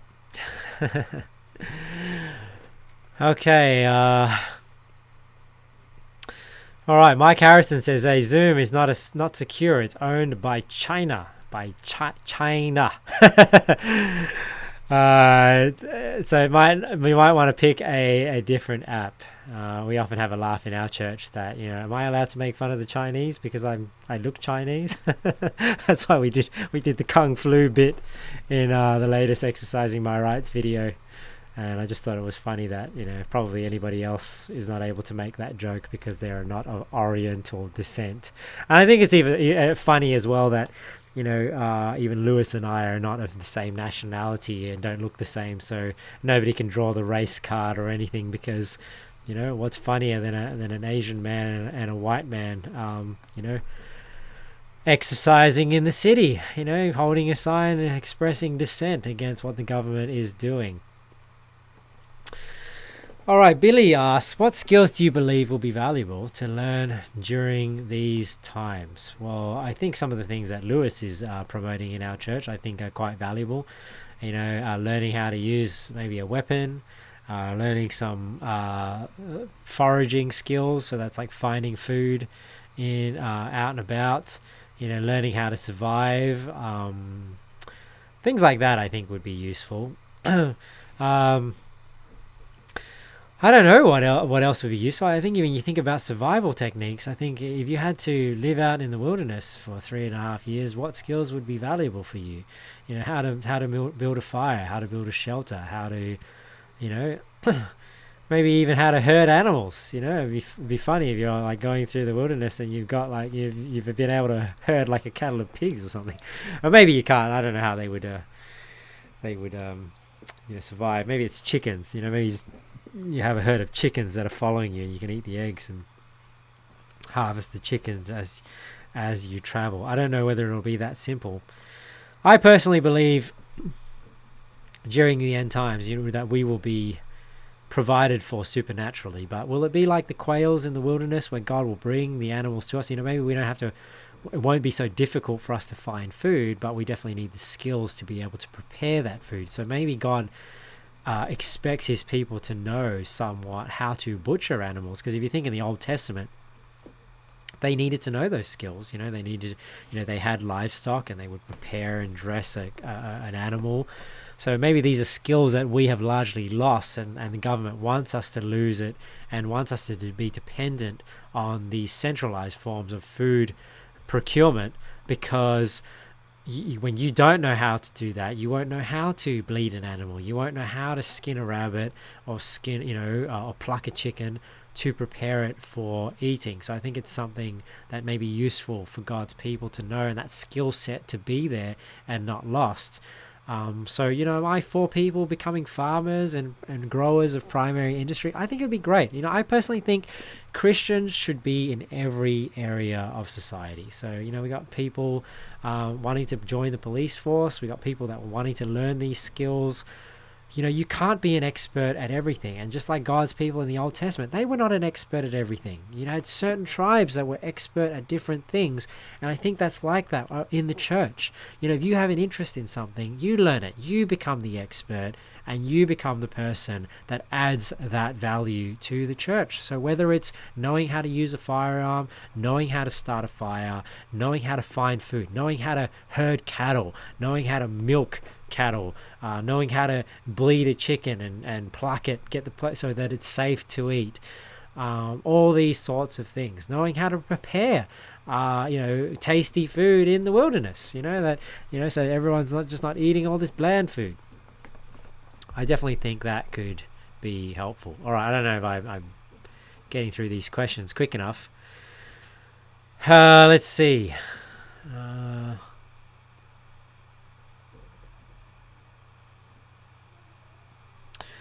All right, Peter asked, do you think there's a difference between the tribulation and the Great Tribulation in the 7 years period? And the Great Tribulation is the 3.5 year period. Yeah, I'm not really an expert on end times, but I guess what I think from what I've listened to and what I've learned is the 7 year period is not called the tribulation. The tribulation is when Christians are persecuted.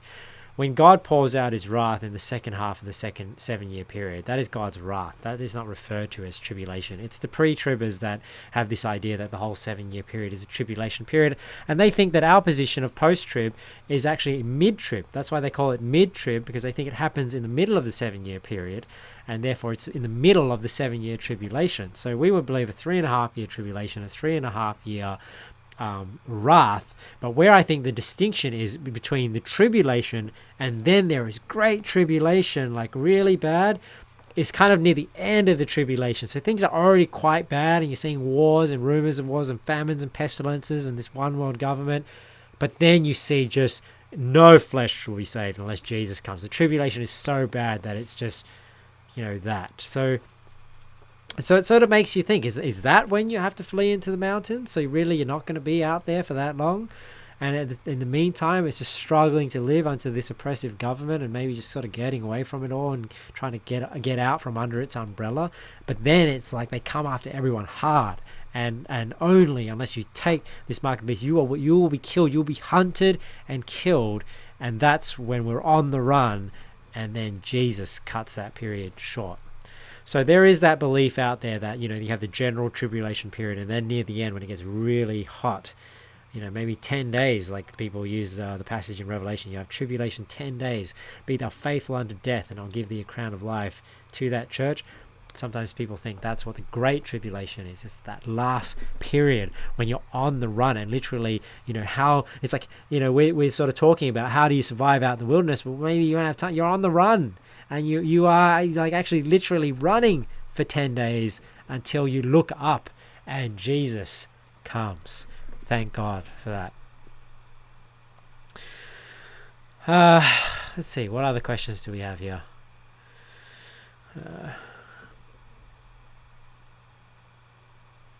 I like the conversation that's happening in there. Peter's saying, hey, maybe we should all put our money together and live on a farm. Maybe that's not such a bad idea.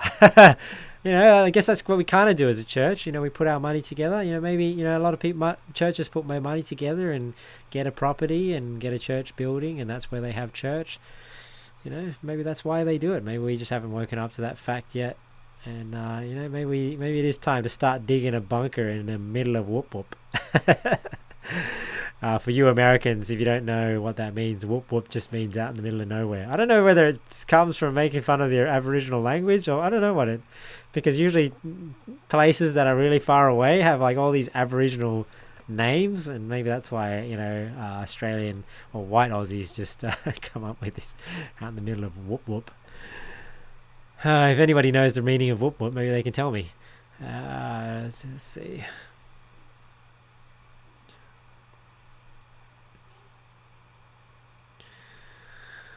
All right, Alex says, you started working your way down the list after my question, Vic. Did I miss your question, Alex? Can you post that again if I missed it? And I will try and get through it again.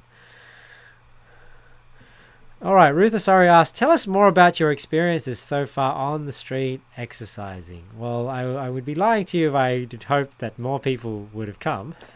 More people would be exercising with us. But, I think the momentum is building up. It was great to have our families with us exercising. But I think it's been fun. Like Lewis and I just going around having some fun. I've got some footage. I don't know if the video will be as good as the last one, but we'll see. I'm trying to think of a narration to go along with it, so I'll try and release that this week.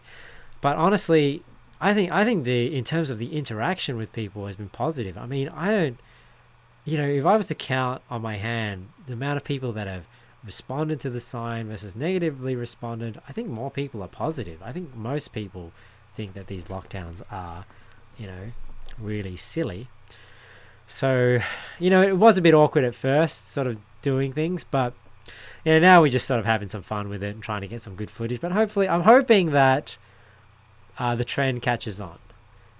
I mean, more people in Perth went out and exercised on Saturday than people in Sydney. But I just think it'd be great because if it grows to the thousands, it will not be ignored. But you can only do that if other people, get a spirit of liberty in them and come out and exercise in the city as well.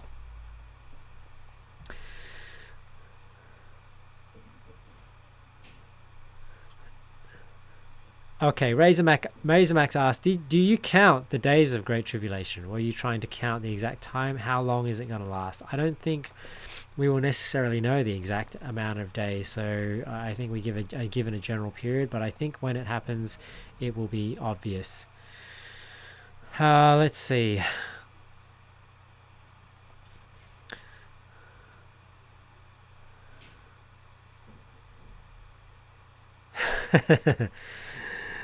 Okay, I'm down to the last questions now. I think we're all getting a little bit exhausted now. So I hope you guys go out and do some letterboxing today. If you don't have tracks, make sure you grab them for me. My family just has a bit of lunch, and then we go and letterbox for a couple of hours.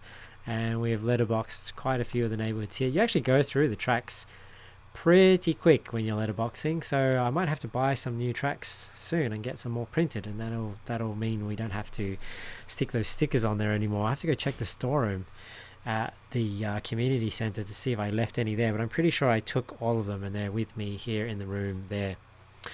And maybe I'll just end on this comment. Tracy says, whoop whoop, any small town that is far away from anywhere important. That's probably what you'd find if you looked it up on urbandictionary.com. Anyway, thanks guys. I hope you guys enjoyed these questions. We'll do it again next week if we continue to do these live streams, so I'll keep you guys in the loop. But join Fort Knoxter if you can, which is that app that's like WhatsApp, and add me as a contact. You'll find me on there if you have my mobile phone number. So I hope you guys enjoyed this live stream. Hope you enjoyed the sermon. So God bless you all. Stay informed, guys. Stay healthy. Stay free. God bless you, and the grace of our Lord Jesus Christ be with you all.